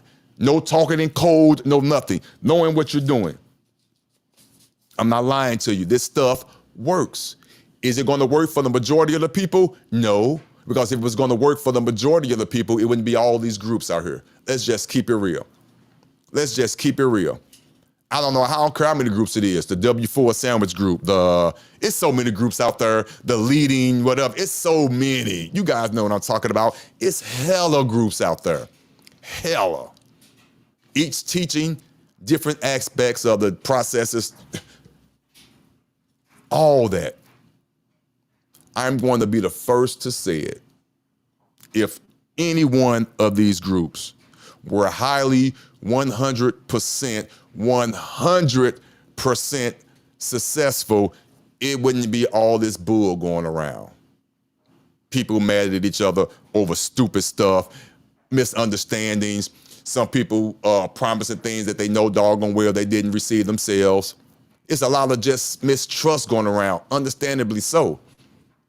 But if people just be honest with one another and say, hey, the remedy is out there. The remedy is out there. It is. But this is what I'm going to say that people will never say. And I believe this. And that's why a lot of people are falling and not getting their remedy. And I promise you, I believe this. This lifestyle, this remedy, the way you move is not for everybody. It's not. And I promise you, it is a numbers game. It really is. But nobody ever wants to admit that and be real about it, because the so-called salespeople, they are banking on the desperate people. They are banking on those who are in situations right now, whether it's a court case, your house about to get your house about to get foreclosed, or your car is about to get repossessed. Whatever the situation may be, whatever, they are banking on individuals like yourself, because I was one of them, who just wants to jump on the bandwagon and get a remedy. Get this trust, get this paperwork, do this, and you're gonna send it in, and this is gonna happen. And that's not how it works. And that's the God honest truth. That's not how it works. Yes, can you get a status correction or injunction or whatever, a affidavit? Yes, can you get that and put it in certain situations and it will remedy your situation? Yes, but the odds are far and few between. How many successful stories have you heard on other channels and other groups where, yes, you heard remedies, but it wasn't coming in the numbers like that? It doesn't happen. When you hear a remedy, trust me, they've already changed it in some form of fashion. I can guarantee you when I won my case in Eldersville by way of a fax, I can't prove this, but I can guarantee you they probably switched it up a little bit. They probably changed the fax number. They did something, so whereas they don't have to admit or acquiesce to this one process or this one remedy. So now you got to do it. You got to do it the other way now. You got to come into open court. You got to do whatever I did to signal that Article 3 judge to come out on that common law side. You have to do that because that fax is not working anymore. That's a possibility. It happens. How many times have one of your associates, or you know for a fact someone you know that you could touch, did something that you did or vice versa? They got their remedy, but you didn't get yours. How many times you can honestly say that? It happens. Yes, it happens. You didn't do nothing different.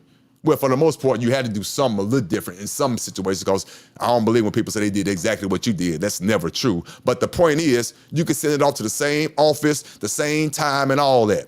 One get through, one doesn't. It happens all the time. But you don't really want to hear that part. You don't want to hear that. You want to hear the one that did. And you're going to hope and pray that yours get through too without your full understanding. And that's what's going on. I promise you that's what's going on, and you can't blame anyone but yourself. But it could stop now. It all stops now. Again, I'm not saying nothing's wrong with your paperwork. Whoever you got your paperwork from, that's fine. I promise you, it might be fine. Just make sure you know what you got and know how to enforce it. And one way is the administrative process. It's a way. It's not the way. It's a way. It's a long-tried form that has been working for decades, that has gotten you guys' credit report and your credit score the way it's looking now. Probably bad for the most of you. It works. It works. A real simple process. The administrative process. It works. Whatever they do to you, do to them. Take their same language, even if you have to go to the case net, but they call it here, go to whoever they call it in your state, in your town, pull up court cases. Look at the verbiage that the lawyers are using and use that. Use that. It's the same thing. Reverse it and use it and watch what happens and watch you have your stories and watch what happens when people call you to ask you questions and you want to tell them so bad because you really do want to help them, but you have to realize it and it came to you, but damn, I can't tell you A, B, C, D because it didn't go A, B, C, D. This sucker went A, D, G, back to B, then I had to touch Z for a minute and I came back to W. That's how that works. But the end result is V for victory. That's the end result. But I can't tell you exact step to step how I did it. And anyone that does, they're lying. They're lying. I could tell you the basics. I could set the structure up. And this is what I'm telling you. Whatever paperwork, I don't care. I use all of them. From the rooter to the tutor. From Abraham to Ezekiel. It doesn't matter. I use all of them. I adjusted it and I accepted it and I made it work to my situation. I used all of them. But you have to know how to stand on it. That part doesn't change. That's the truth. No ifs and buts about it. That's the truth. You have to know how to stand on it. That's it. Again, I don't care what paperwork you got. I have to keep saying that. It doesn't matter. I made my own ID at one point. Let me pull this up. Again, let's get back on point so you can know it doesn't matter what paperwork you get it from. Now, you can go back and watch my other video where I played the audio of me being stopped by the FBI. Lord have mercy, I was about to sit here and say the FBI. Me being stopped by the policy enforcers. I played it. Just go back. It's called I Don't Answer Questions or something. It's up there. I might play a little bit on here now. I don't mind playing it. But you heard it. That was about 4 years ago. I made my own ID.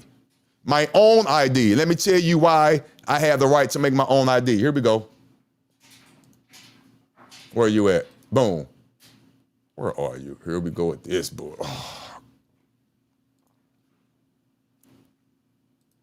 All right, hold on. I'm trying to pull this up. I don't know why this is giving me a hard time.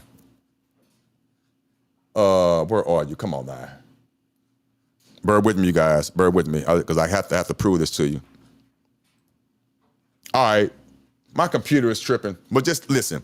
Look up United Nations Declaration on the Rights of Indigenous People, because my computer is tripping, but I do it. I say it again. Look up the United Nations Declaration on the Rights of Indigenous Peoples. Now, this is just an example. Just an example. This does not qualify for everyone. Let me say that right now. This does not qualify for everyone. But the United States Declaration of Indigenous People, the rights of indigenous people, gives you the right, because they're part of the UN, it gives you the right to make your own ID based on who you claim to be. That's all I'm gonna say on that. Do your own research. Based on that, I made my own ID. On the back of it, it had my own declaration of my exemption, that AA number. I'm not finna go into that. Do your own research. It works, and it's been proven. My ID. Listen to the audio. As a matter of fact, let me play it. Let me see if they're gonna allow me to play it. You heard the interaction with the policy enforcer. They was trying to get me to contract with them. Let me see if I could play this. Just bear with me. Where are you? Because I want to experience. I just want you guys to see what I'm saying. Everything I could provide to you, I want you to know that these are facts, and it's not a quick remedy. I have injunctions in place. I have an injunction in place that I did not do correctly. I had an injunction in place that I got, and I did not do it correctly, but I did it enough to have the policy enforcers, they'll still contract with me, but they would never take me under duress for the most part. I could prove all this. But once I actually got that injunction and I did the administrative process correctly, everything stopped. That's what happens when you take shortcuts. True story. I'm 100% transparent. I purchased my injunction from Jonah Bay back in 2017. 2017. This is 2024. I purchased an injunction from Jonah Bay 2017. I forgot how much I paid for it. 60, 75, 100. I forgot a while ago. At that time, he'll sell a template, but then you have to purchase consultation time so he can explain to you how to utilize the form. I didn't have the fee out at the time, so I just got the template. And on the template, I said I could just use common sense and just figure it out myself. Common sense wasn't so common.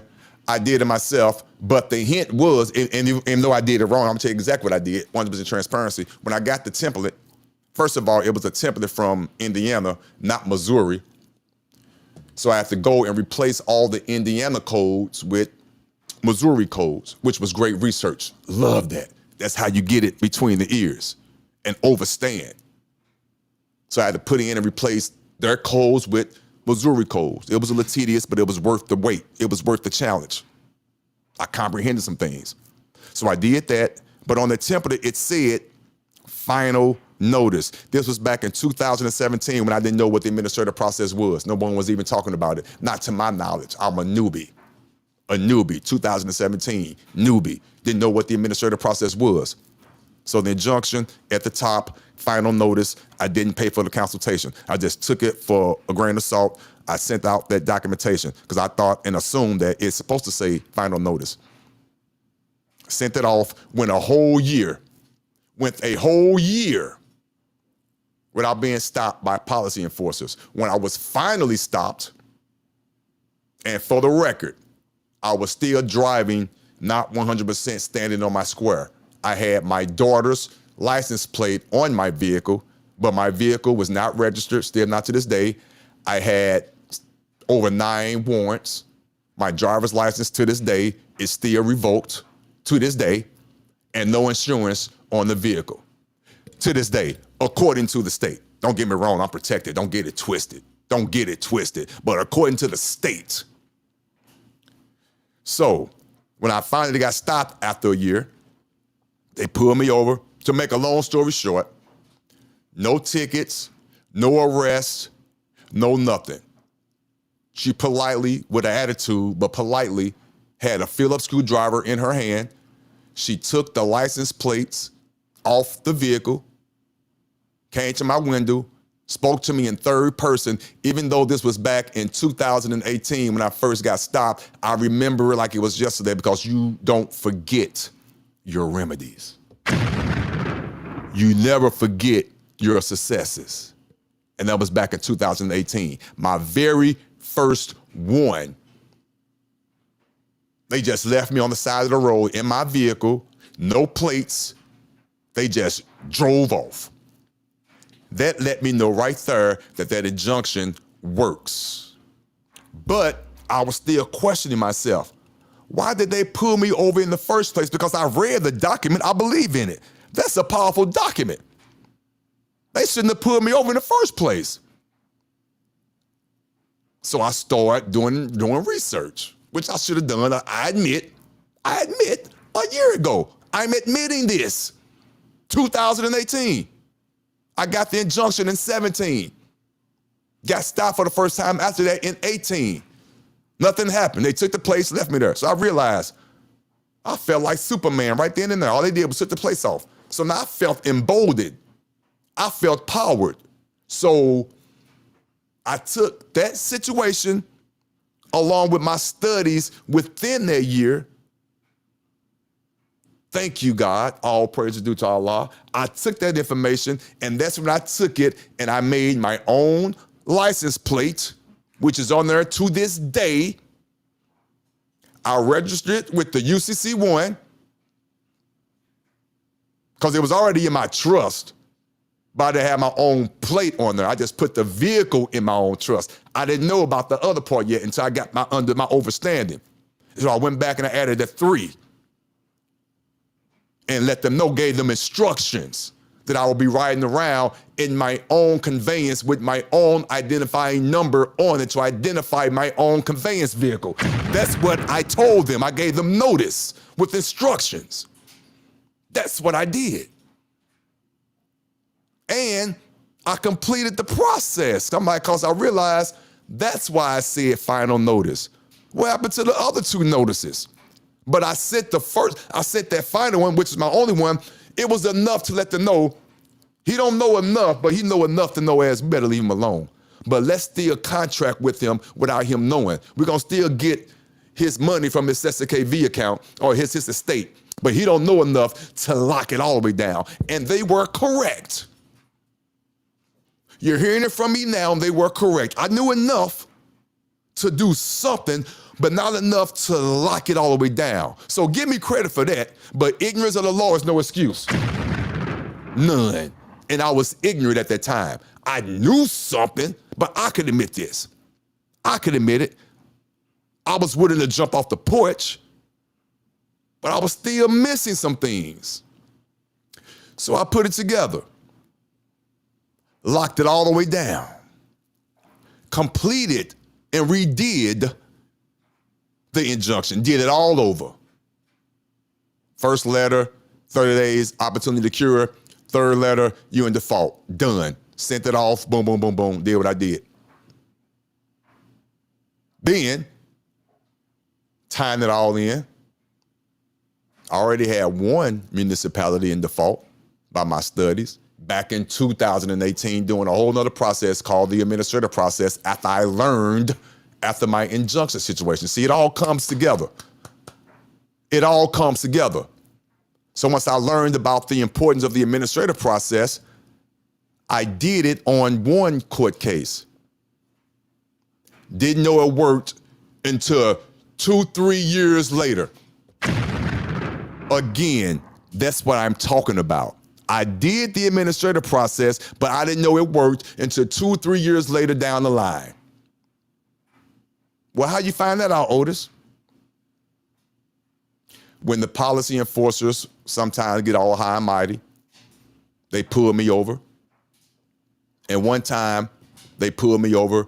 I was wanted for questioning. That's when I first did what I did with the house on Zillow, and my other 2 properties did what I did. That's a whole nother story, whole nother overstanding of some stuff. So they wanted to bring me in for questioning. So when they brought me in for questioning, whatever, yada, yada, and I did my little world tour, little small little municipalities and whatnot. Well, first of all, the first municipality, which I was saying had them in default, they never picked me up.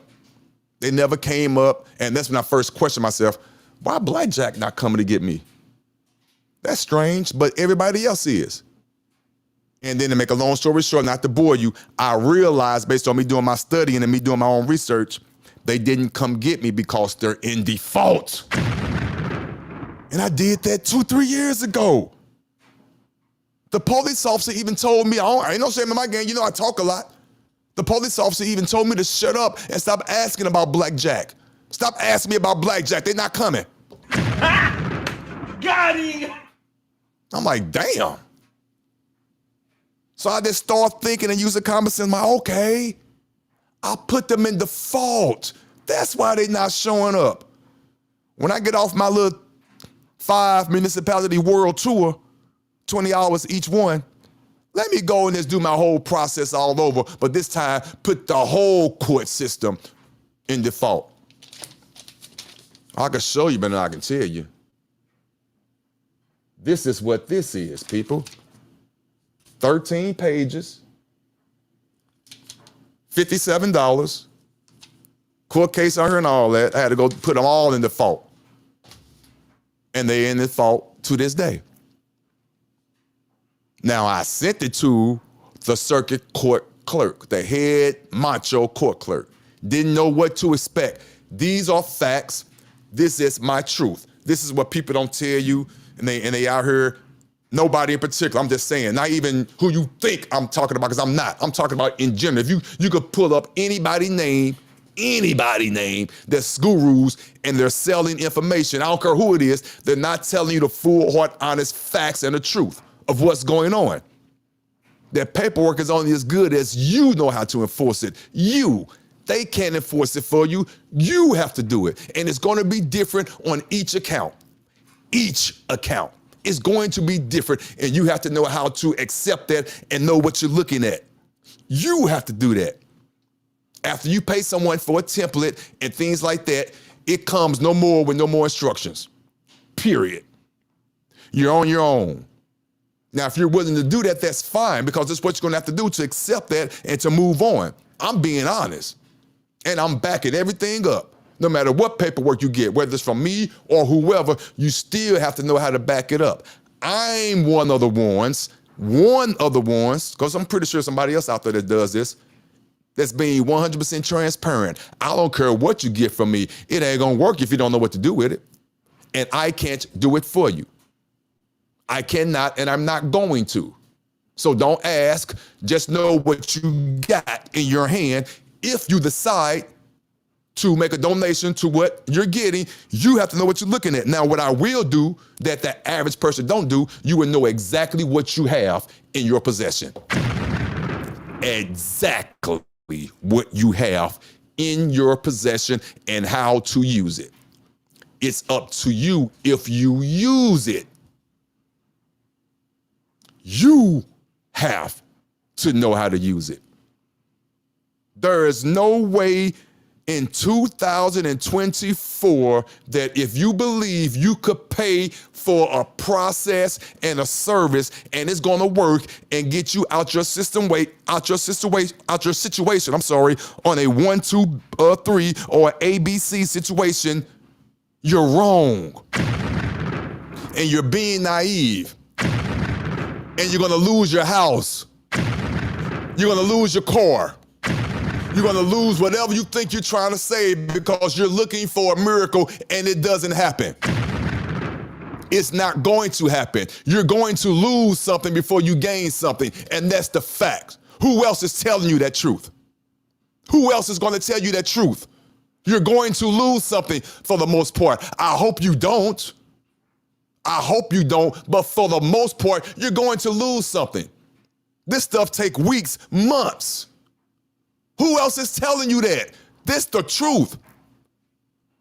But when it happens, you have to recognize it. So that's why me, Otis Draper III, here we go, for real. Otis Draper III, me, who I love my wife and my daughter. Otis Draper III, when I tell you I'm free, again, I'm free. Credits in the account? No, I'm still trying to figure it out. Full transparency. But when I tell you I'm free, please look at me. Please, God, allow my energy to emote through this screen. I want you guys to look through me, look at my face, all bad skin, all that. Look at me. I'm free. I've been on this earth for 53 years. The last 30-something, I've been living on the barter system. The barter system. That works. I am who I am. Jack of all trades, master of none. People look at that on the negative thing. I don't. That's a positive thing to me. I can do whatever needs to be done. Let's barter. You need some bread? I got the water. You need some potatoes? I got the carrots. You need the nail? I got the hammer. You need your computer reprogrammed? I need my house boarded up over here because it's leaking right here. I know you can do that. That's what it's about. And believe me when I tell you, when it's time for some so-called fiat, it presents itself. It presents itself. Everything I've asked for, everything, I've gotten it. Was it the way that I wanted to receive it? Hell no. It never is. And anyone that says it is, they're lying. You're going to get it the way you deserve to get it and the way you need to get it. I don't need credits in my account at this time, obviously. But when I need them, they appear. Or if I need some fiat, it appears. I promise you, it just happens. It does. Again, just me. It's just me. This is just my truth. I was spoken to several years ago by whoever you want to say, your inner voice, God. He been told me I'm gonna have grays on my face. I'm not even worried about this. When I tell you, when I look over to my wife, she right there. We in a house, another house over there that, damn, I want to go back so bad, but she don't. I get it, but it's not meant to be. We want a ranch style. We don't want no steps above us and all that. Yeah, all that. It's a beautiful thing, beautiful. And I want to jump and shout and tell people how I'm doing this. But it's not that simple. I could tell you, but it's not going to result like that. You have to go through what you're going through. That's why when I like talking to other people who have their remedies, I get it. Because I know they're telling the truth, but I know when they explain, I'm like, okay, I promise you I get it.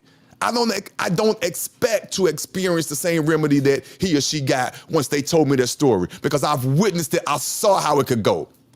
And that's your city, that's your town, that's your judge who got up, who probably kissed his wife or his significant other, whatever, and was in a good mood and said, hey, I'm going to do what I'm supposed to do today. Because remember, it's about the order, not the substance. It's about the order. It's the order. And they could decide if they choose to accept and honor their order, unless you, for real, you got them dead to right with certain paperwork, which I could say I had them dead to right with certain paperwork. They have no choice but to do it. They could prolong it as long as they want. They waiting on you to slip up and to acquiesce and say, I'll take probation. But if you believe in your paperwork, no matter how many times they keep kicking the can down the road, giving you another court date, saying, come here this day, come here that day, well, you don't want to show up because you got work that day and you don't have any more relief time to take off or whatever they call that shit that you guys get, whatever, you don't have no more. Co-op time, you don't have no more. So you're going to just acquiesce and say, just put me on a year probation. No fees, no nothing. I just take that so it can be off my record. You just acquiesce.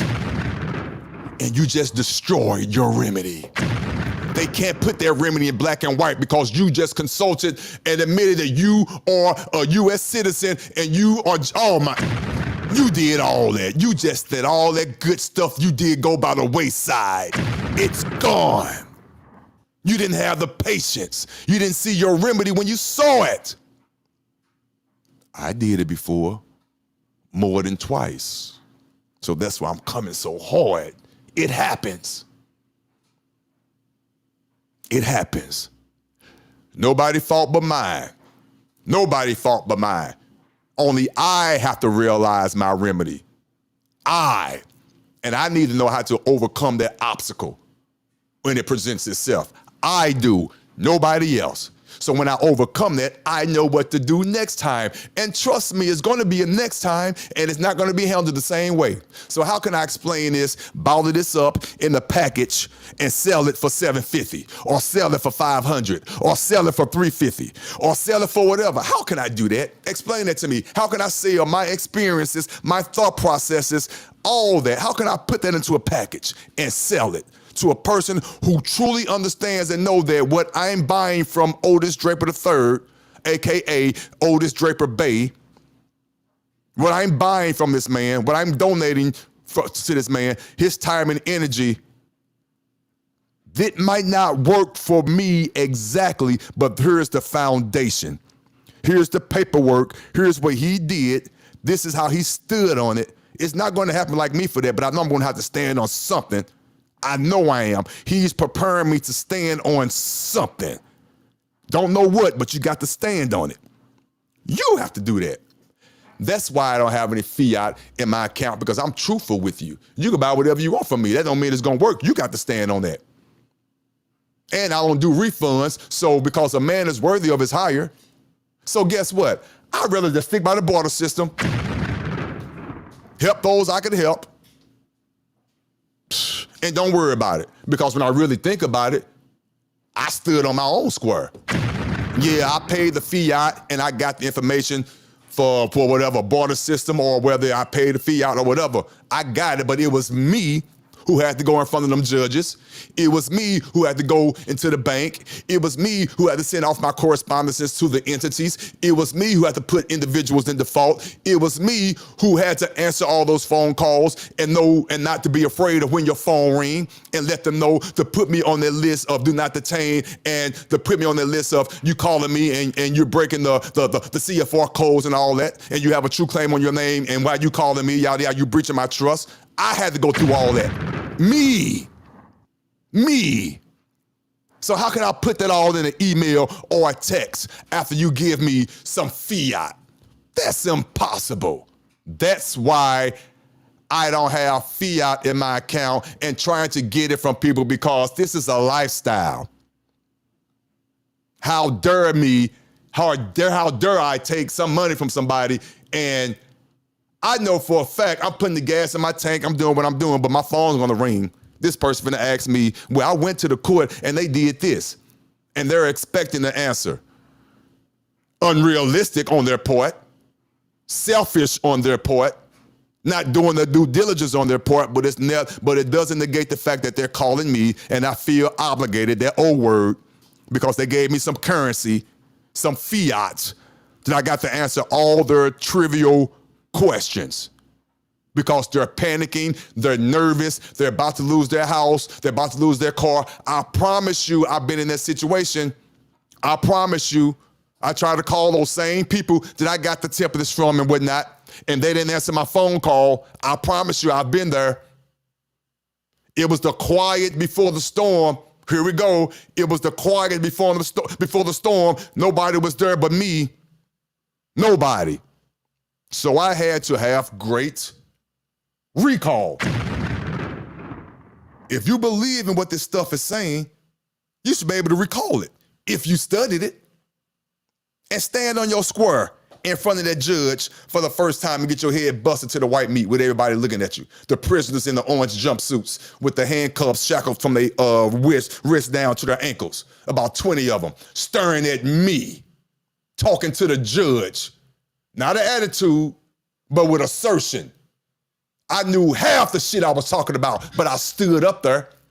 I saw the face get red of the judge, the wife witnessing it. My cousin there and my another good friend there just witnessing as backup. Because I want them to experience this. And hell, half the time I didn't know what I was doing.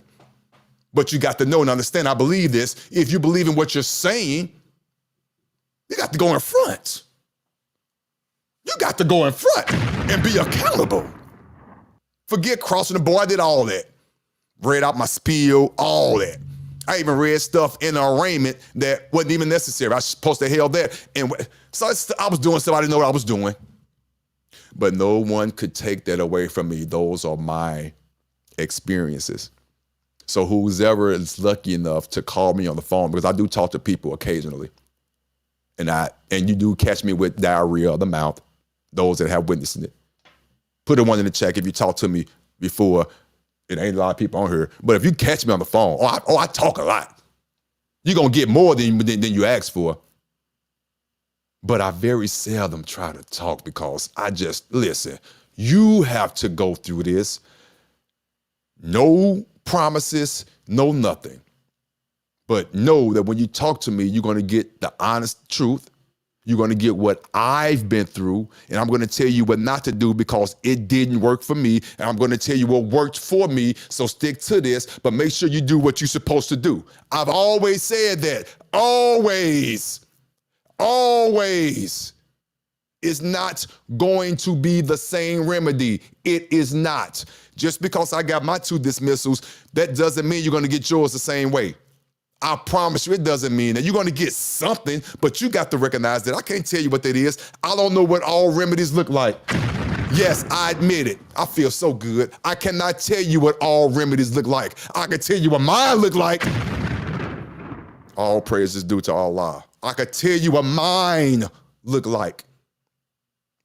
And I can tell you what to kind of look for. That's all I could do. So when you get yours, come back and share it with me. Let's press palms. Let's talk about it. Tell me what you did, and I can tell you what I did. But the end result is the end result. Let's talk about it. I promise, I love those phone calls. But it won't be many of them. Again, another truth that people don't want to hear. It won't be many of them. Don't care who you listen to. Actually, the real ones, the one you should listen to, they let you know it's not going to be a short road. The real ones, I'm not kissing nobody's ass. I'm just being real. The real ones, whether you like them or not, whether you like their style, the real ones tell you it's not going to be an overnight process. Surveyor don't tell you it's an overnight process. Eon don't tell you it's an overnight process. Thomas Legacy don't tell you it's an overnight process. And Lord knows I don't want to put myself in this conversation, but I don't tell you it's an overnight process. It's not. You're going to have to study. And I'm going to tell you, I'm not making numbers up. Partly, but I ain't. If I talk to 5 people, only 1, probably 2, 1.5 is going to get it and do something. That's the reality of the situation. I'm living proof of it. That's just the facts. How many people you talking to right now in your circle? Are you the one in your circle that's above getting more things done? Or are you the one that's looking at your other friends? Don't answer it. Only you know what you're doing. Or are you looking at your friends to see what they do? And then after you see their success and they remedy, then you want to go and mirror them. But guess what? It doesn't happen. And that's the majority of the time. So for all of you, because I know you in here, for all of you who waiting on to see what happens with whoever, or with whatever process, you're going to be waiting. Because only two things is going to happen. One, the person that gets their success, they're not going to come back and tell you. And two, that's where I come in. I tell you my success, and you still won't do it because I'm being honest with you. 9 times out of 10, it's not going to be the same success. You're going to experience something, but they're going to tell you something different than what they told me, and you got to recognize that. That's the truth. But you don't want to pay $350 for that. You don't want to pay $100 for that. You don't want to pay $75 or $50 for a donation to hear that. You want to pay what you want to pay for with the sob story of where you just came from, and you feel like, whether it's true or not, that you were wronged. So now you want somebody else to correct your wrong, and you want that miracle to happen. No, that does not happen. And I'm living proof of that. I've been there, done that. And it's not going to happen. So I'm talking to those, and it might not even be the 17 on here. I don't know, because I don't even know who on here. I ain't even looked at the chat. I'm just being honest, and I'm just on the road because I'm just being truthful, and I know sometimes the truth hurts. I might not even be talking to the 16, 17, but somebody just dropped out. I know, seen you. It happens. Matter of fact, let me slow down a little bit. Let me catch my breath for a minute. Let me say hi to the chat. Let me see who all in here. Okay, Crypto Girl A, peace to you, most definitely. Peace to Thomas Legacy, peace to you, sir. Peace to, I know I'm pronouncing your name wrong. Oh, but I just say Miss Wilson. I'm so sorry, ma'am. I stutter, and I have to take a deep breath before I say an A word, so I don't want to mess up your name. I apologize. Who else is in here? You, Sir L. Thank you, sir. Who else in here? Jade Emperor. Monique, thank you. Antonio Davis, thank you. My dad said he know you from back in the days when you was young. He said you did a speech at their motorcycle club. Yeah, I talk a lot. Let me know who your father is, man. Hopefully he said some great things about me. Yeah, I love my bikes. Haven't rode in a while. But yeah, Angel, Bob Trick. Let me see who else. Again, I apologize for messing your name up. Again, thank you guys. I appreciate you. I just wanted to go over some information. Hopefully this information that I've told you is helpful. That's all I'm trying to do. I'm getting away from my scheduled program. Again, I have two audiences here. One audience is the typical YouTube information, the news of the day, the gift of gab, the topics of the day. That's what got me monetized, unfortunately. But what I love to do, which doesn't make me a dime, is what I'm doing right now. I'm just talking to the people who want to hear this and need to hear this. It's not about views or none of that. I just want to drop facts because I already know I'm not talking to everybody.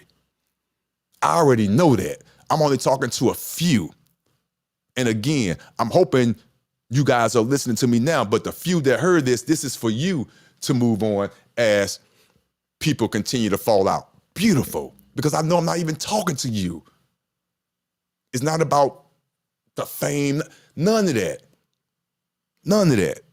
I just want you guys to know this process. It is not for the meek. It is not for the weak. You will have successes. You will. It's going to be gaps, and only you know what you're doing. You have to follow that. You do. You don't have to share that with anyone unless you choose to or any of that. Because I'm telling you, it's going to be too much to keep coming in behind. For every successful step you take forward, it's going to be 2 or 3 or 4 of them that you're going to get stepped back because they're going to send you some correspondence. It's going to be some bull, and you have to know how to overcome that. For real. I'm going through it now, and that's just life. But there is life on the other side. There's nothing but correspondences and just standing on your square. Period. Period. Period. Again, whatever paperwork you send out, I don't care. Know how to enforce it. Now, let me say this. True. Don't pay or go overboard with paperwork. Don't pay or go overboard with paperwork.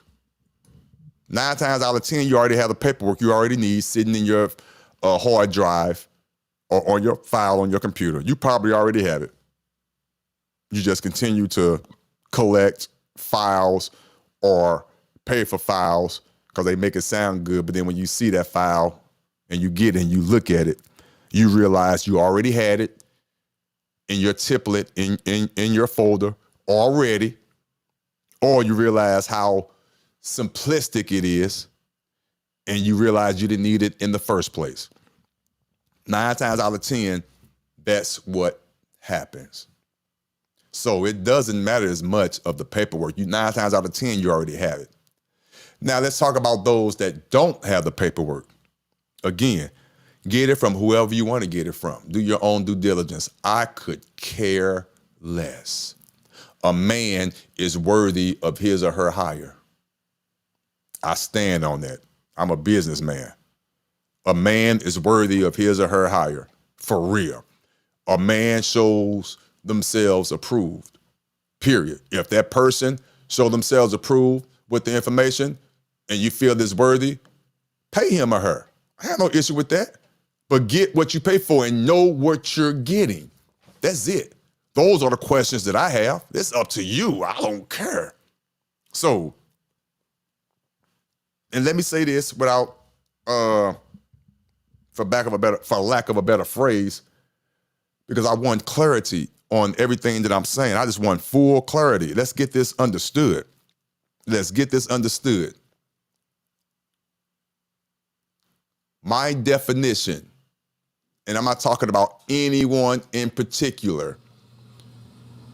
My definition, part of a definition of a scammer, no one in particular, no one, is someone who partly sells information and who hasn't done the process themselves.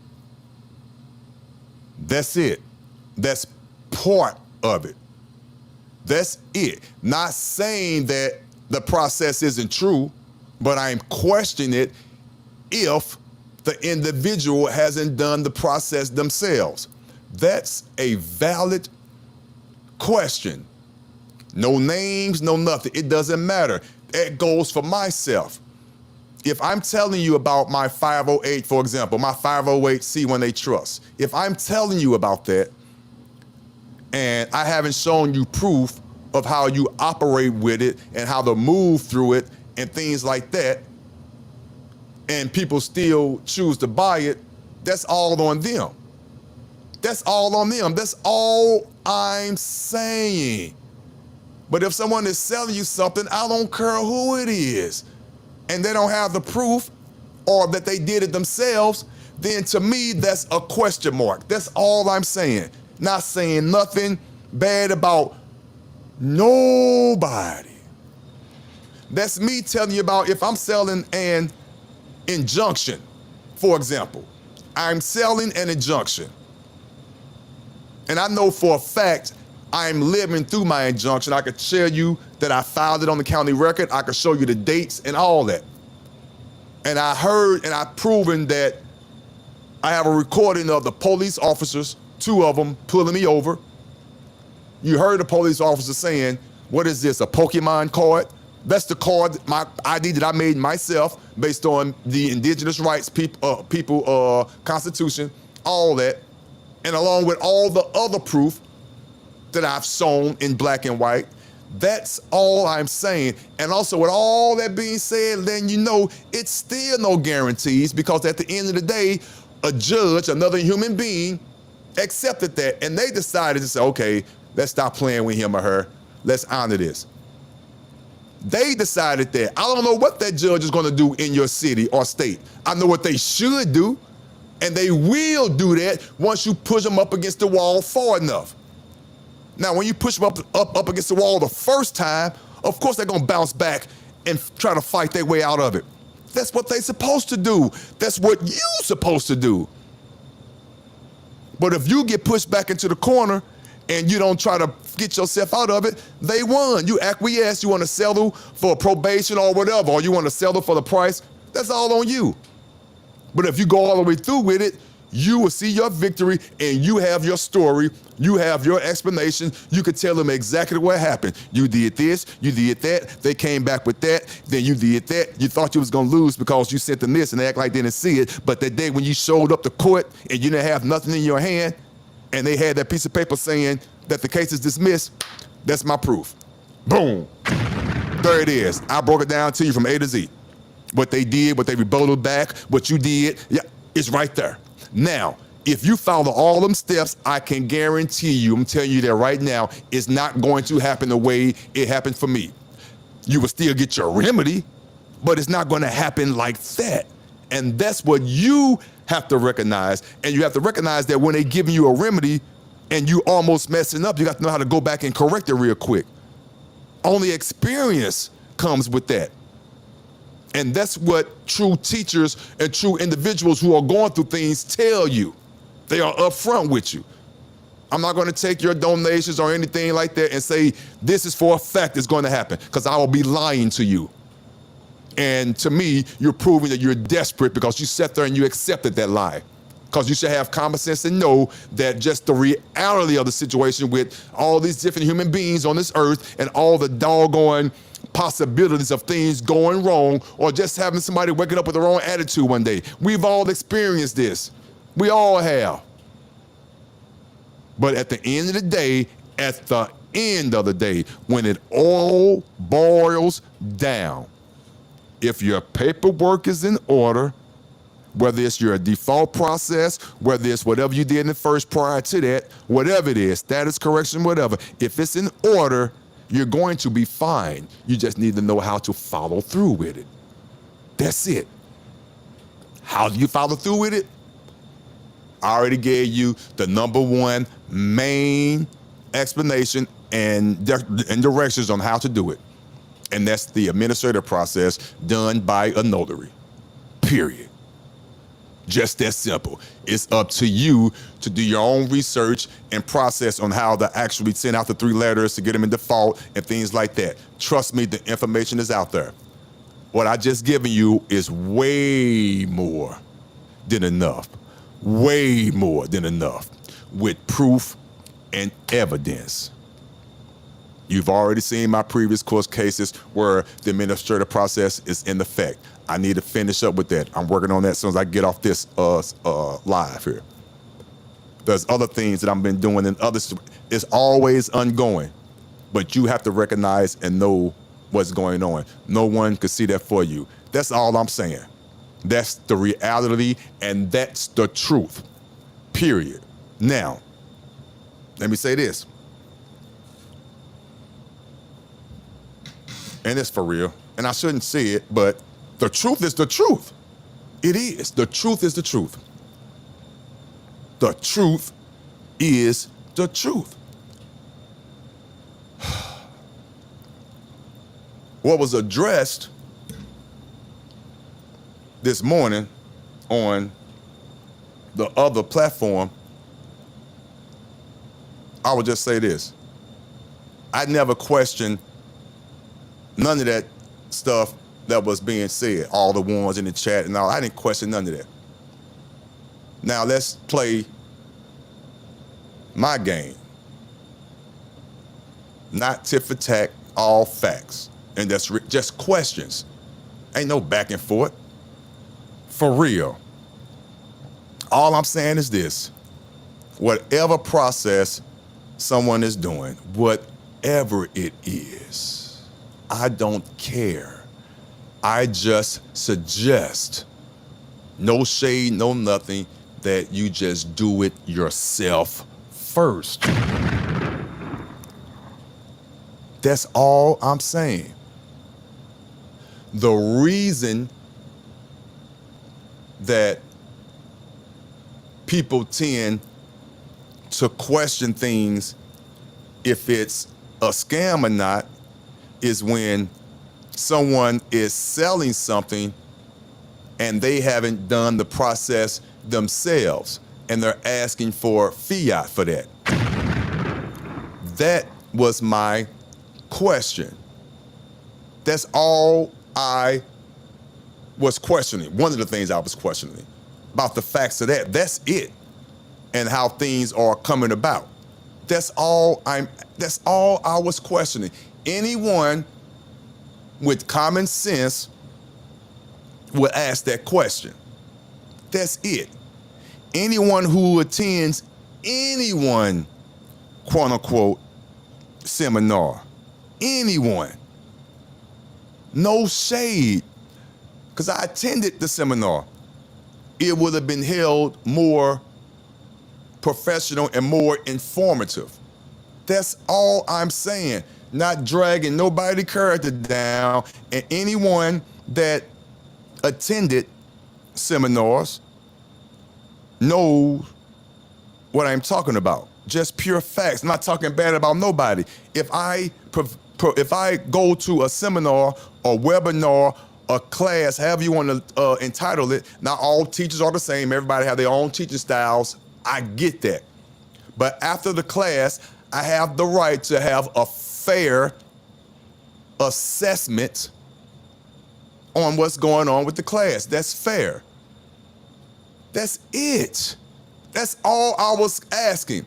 And to my point, and to my assumption, and my conclusion is, we are going over a process which I was hoping and still hope to pray that it is correct. Never negated that. That never came out my mouth. I hope it's true. All I said was, it hasn't been done yet by yourself, or you haven't showed that it's been done. And I was just asking, what's going on? That's it. That's it. I didn't question nothing else. Well, I did. I'll get to that in a second, but I was just questioning that. That's it. That's a valid question. Don't want to offend anybody, but that's just a valid question. And for those of you that are in the class, I'm not going to speak for nobody, but if you're supposed to get something, but then in the class, the person says, I'm going to switch it up for whatever reason, it doesn't even matter. I promise you, I'm not hating. I'm just saying. I'm like, well, damn, that's not what the... And that's all my question is, that's all I'm saying. And I know I'm not the only one feeling this. So all the other stuff that's been said prior to that is irrelevant. I'm talking about pertinent, specific things. More specifically, did I ever say, which he wasn't talking to me because I obviously wasn't, but I'm just saying for the record, and I'm helping him out now because I promise you, it's the truth. There's nothing wrong with the status correction. I never said it was. And I never said there was nothing wrong with the IPP. Never said that. I'm going to say it again. You have a free commercial. If you were smart, you would take my own words and help you sell your status correction. I never said it wasn't. You got a free testimony here. The documents that are in there, the forms, the affidavits that are in there, they're powerful if you know what to do with it. I've always said that. I've always said that. I didn't question that. What I questioned was the professionalism and the lack of instructions thereof. That's what I was questioning. And also how people feel after they paid X amount of dollar to receive that document, those documents, and the way people feel, I felt when I was trying to get more clarity. I just felt, in my opinion, it wasn't all the way professional. And I said that. I have the right to feel that way. And like I said, the margins were off. There were a lot of misspelled words, all. I had to go in and correct all that. I said that. But the document itself, I said, it's powerful. Keywords, if you know how to utilize it. That's what I said, and that's what I'm going to continue to say. The ID, all that stuff, that's fine. I did not say not one time it didn't work. For the record, Otis, did you put that status correction in your case? The case I was charged with 3 counts of filing false documents. They were trying to get me or 7 years per count. Yes, I put it in. I've always said that along with my other documents, along with me claiming my estate over my life and I did a lot of things. Yes, I did. Yes, I did. I've always said that. Do I know exactly which one actually did what it did? No, but I know for a fact I put it in my case. The first time I put it in my case, I didn't do it the correct way. I've always said that. Again, open book. Listen to the words. Don't get conflicted or persuaded by the emotion. Listen to the words. The status correction works. The IPP, I have no evidence that it didn't work. I didn't say any of that. I was describing how it's being introduced and sold, or whatever, flag or a better word, donated, whatever. That's all I was saying. And the lack of the communication I felt like one needs after you receive that. I still stand on that. I'm hoping you take my advice for real. I'm not trying to be funny. I told you I'm a businessman and there's no ill will. Add a PDF to what you're selling with the basic instructions. I mean that. Not the data sheet that provides the information, your date of birth and all that. The PDF that will tell people what to do after the fact. Again, let people know without an attitude that space to the left of that goes your passport picture. Also, list the important places that it needs to be sent out to give people on notice. That's all. For anyone to say, I shouldn't have to walk you through that and yada yada with the woo, you do, unfortunately. Because again, based on the audience, and again, do not get offended, audience, but it's the truth. Don't get offended. I might finna lose somebody, but a lot of y'all are desperate. So y'all just getting shit and just doing it without asking the right questions. And you probably are feeling offended, but I know you feel the same way I did. You knew it was kind of, come on now, with no explanations. And then when he does drop the information, it's loosely doing the live, not after you purchase something for however much you paid for it, and it's all encompassed. That's all I'm saying. I'm not trying to be funny. That's all I'm saying. If he fixed that, good. And the customer service part, for real, that's it. That's all I said. Find anything else I said about that and show it to me. That's all I said. That's it. The documents are powerful. Now, here's the transparency part. Just because you have that document, and if you don't know what to do with it, you done. Now, some people have, and I remember one day, yes, it was a white lady, not race, got anything to do with it, but I just remember like it was yesterday. She came on, she put her status correction in the case in open court, exactly like I've been stating all day, and even prior on the other platform. It has to be in open court after I learned that from the great Unc. Yes, again, full transparency. If it wasn't for Unc saying, put it in there as evidence, I don't know where I would have been.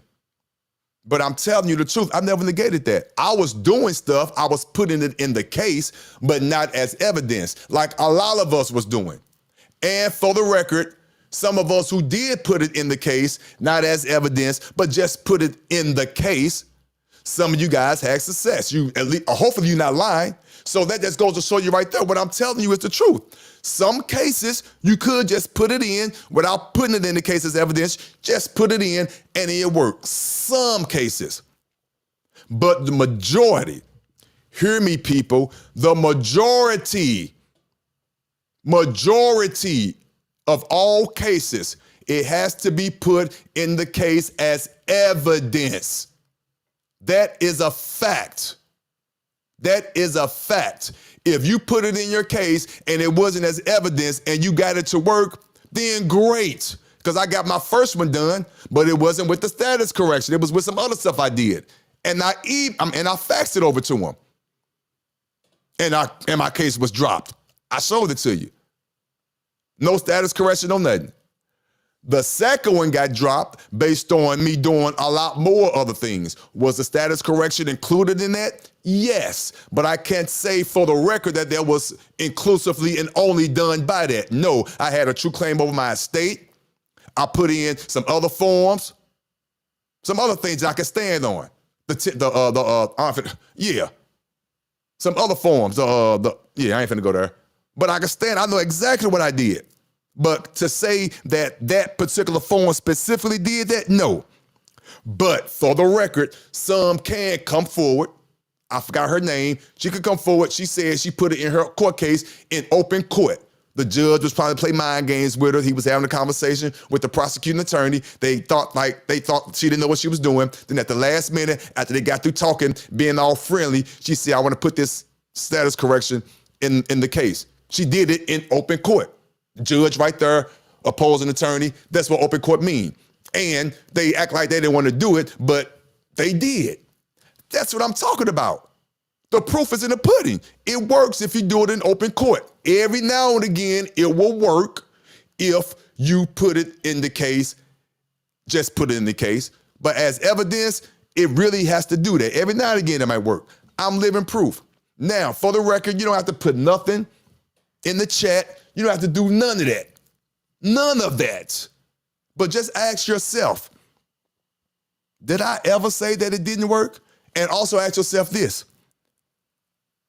If it wasn't for Unc and me coming on there, and I could be wrong, who said the evidence part? This the other person, I'm not going to say his name. He didn't say the evidence part until Unc said it, because Unc told me. And I came and was like, evidence, because I learned the hard way. I'm thinking I'm doing the right thing. I'm up here tooting my own horn. I'm showing people my court case files and all that, seeing that the stuff that I put in the case is showing. It's saying files. It's saying files. I can pull it up for you right now on CaseNet. It says files. It doesn't say evidence. And that was the key. I can admit that, yes. But be truthful about the whole thing. That's all I'm saying. No disparaging, no nothing. Facts are the facts. The paperwork works. You have to know how to enforce it. That's all I said on that situation. Yes. Now, I'm going to say it. Here we go. Is it worth $750? No. I'm going to say that. No. But that's to me. I paid $750, and yes, I'm utilizing it to this day. Yes. But is it worth? No, not for real. But to each his own. To each his own. Don't take my word for it. If you got it and it got you out your situation and you feel it was worth that, that's fine. There's nothing wrong with that. This is just a conversation. But I don't think it's worth the $750. But if you want to get out your situation and you know how to stand on it with no guarantees, but you know how to stand on it with your enforcement, go for it. It all depends on how you do it. It all depends on how you do it. But in my opinion, it's not worth $750.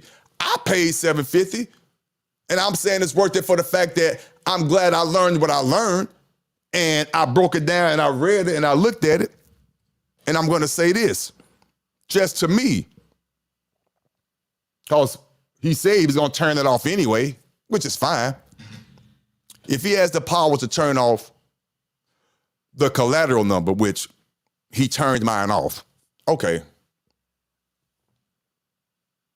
That's where the common sense comes in.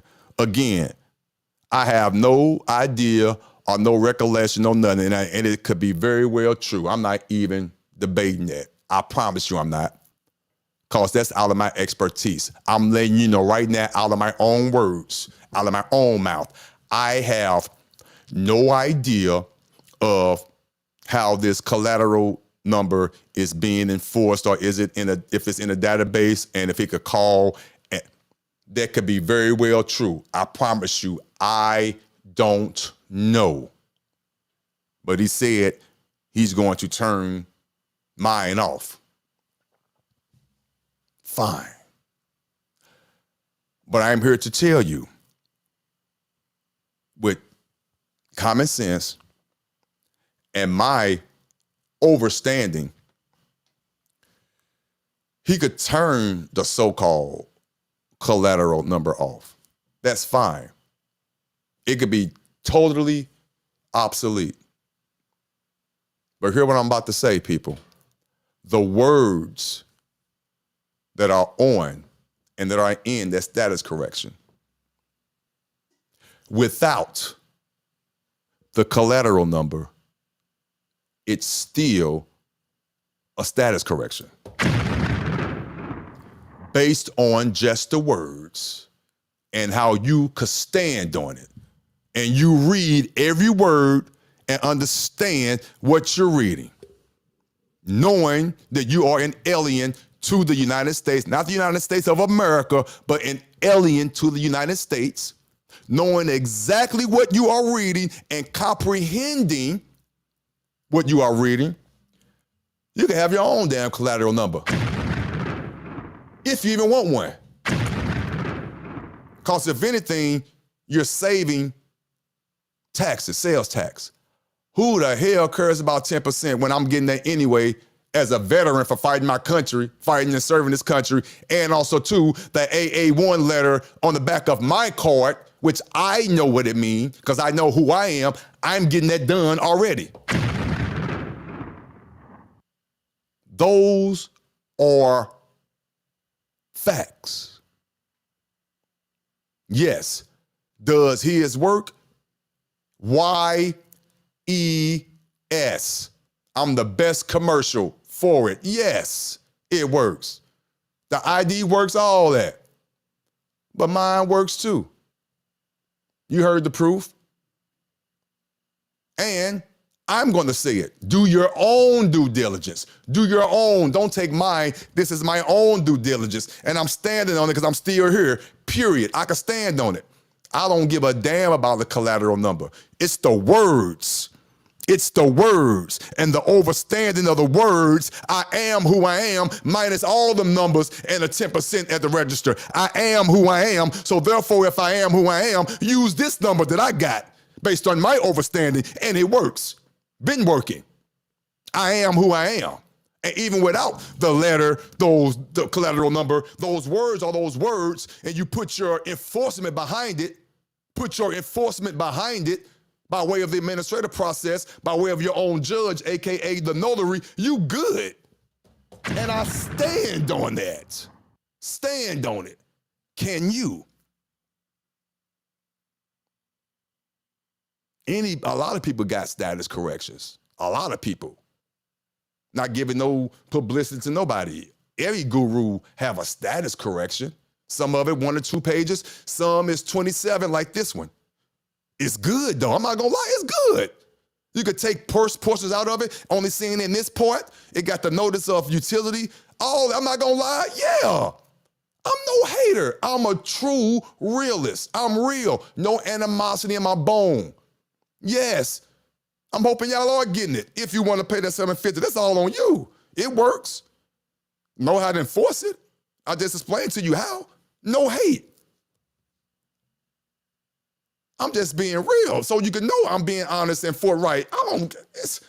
I'm questioning certain things. I'm questioning things of if somebody's selling certain whatever y'all with the woo and they haven't done it themselves. That's all. That's all. And I'm questioning one's character because our issue was just a matter of a misunderstanding. I still paid the $750, so therefore, my ID or whatever, the status correction, which it ain't gonna hurt nothing. Trust me, I'm not stupid. It shouldn't be so-called turned off, but turn it off. That shows your character.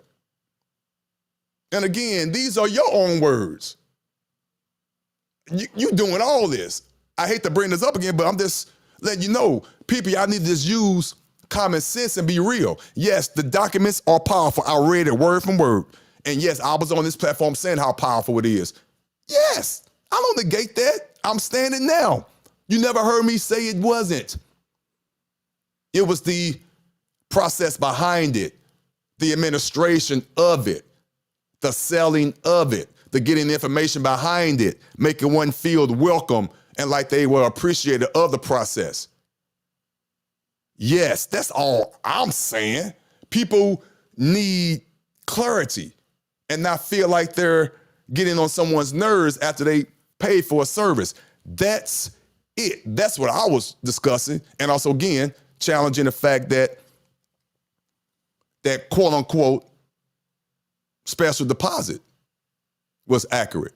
So that's the second part of the S word, the scam. I'm very selective and know exactly what I'm questioning. I'm not questioning the status correction. I'm questioning the special deposit or the process, the direct deposit, whatever you want to call it. I'm questioning that, and I have the right to question that. I'm not questioning the silver aspect. Yes, mine is sitting there. Of course, no one's questioning that. Again, for the record, anyone who has a commodity can call up Fidelity and say, hey, I have this commodity. I would like to fund my account. Anybody could do that. And they're going to put you on hold and they're going to read from that famous PDF. You send your silver here. You address it this way. You do this. Make sure you put this phrase on there. That's all true, but it's not some elusive secret.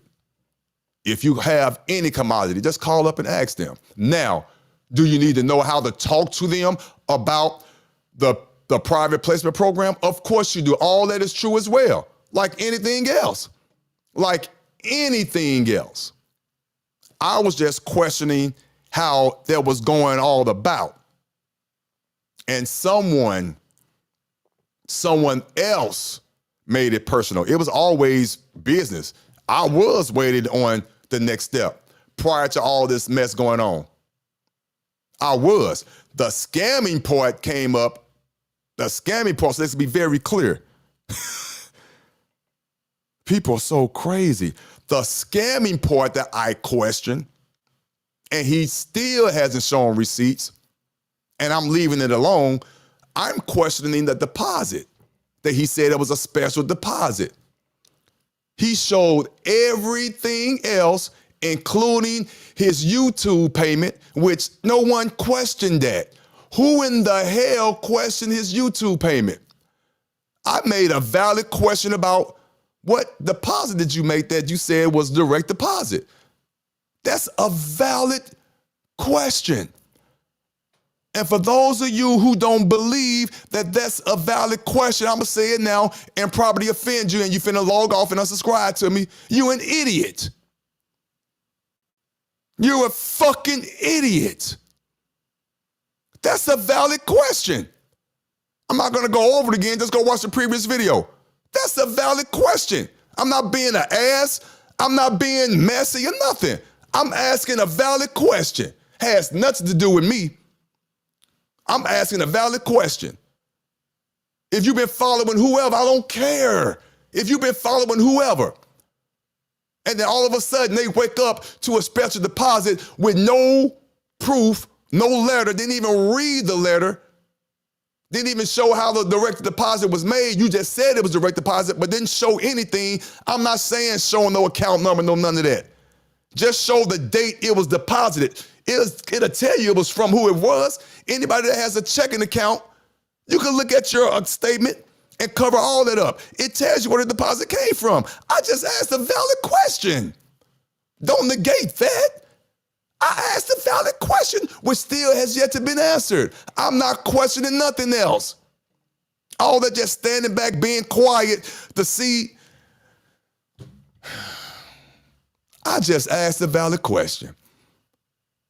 And it still has not been answered.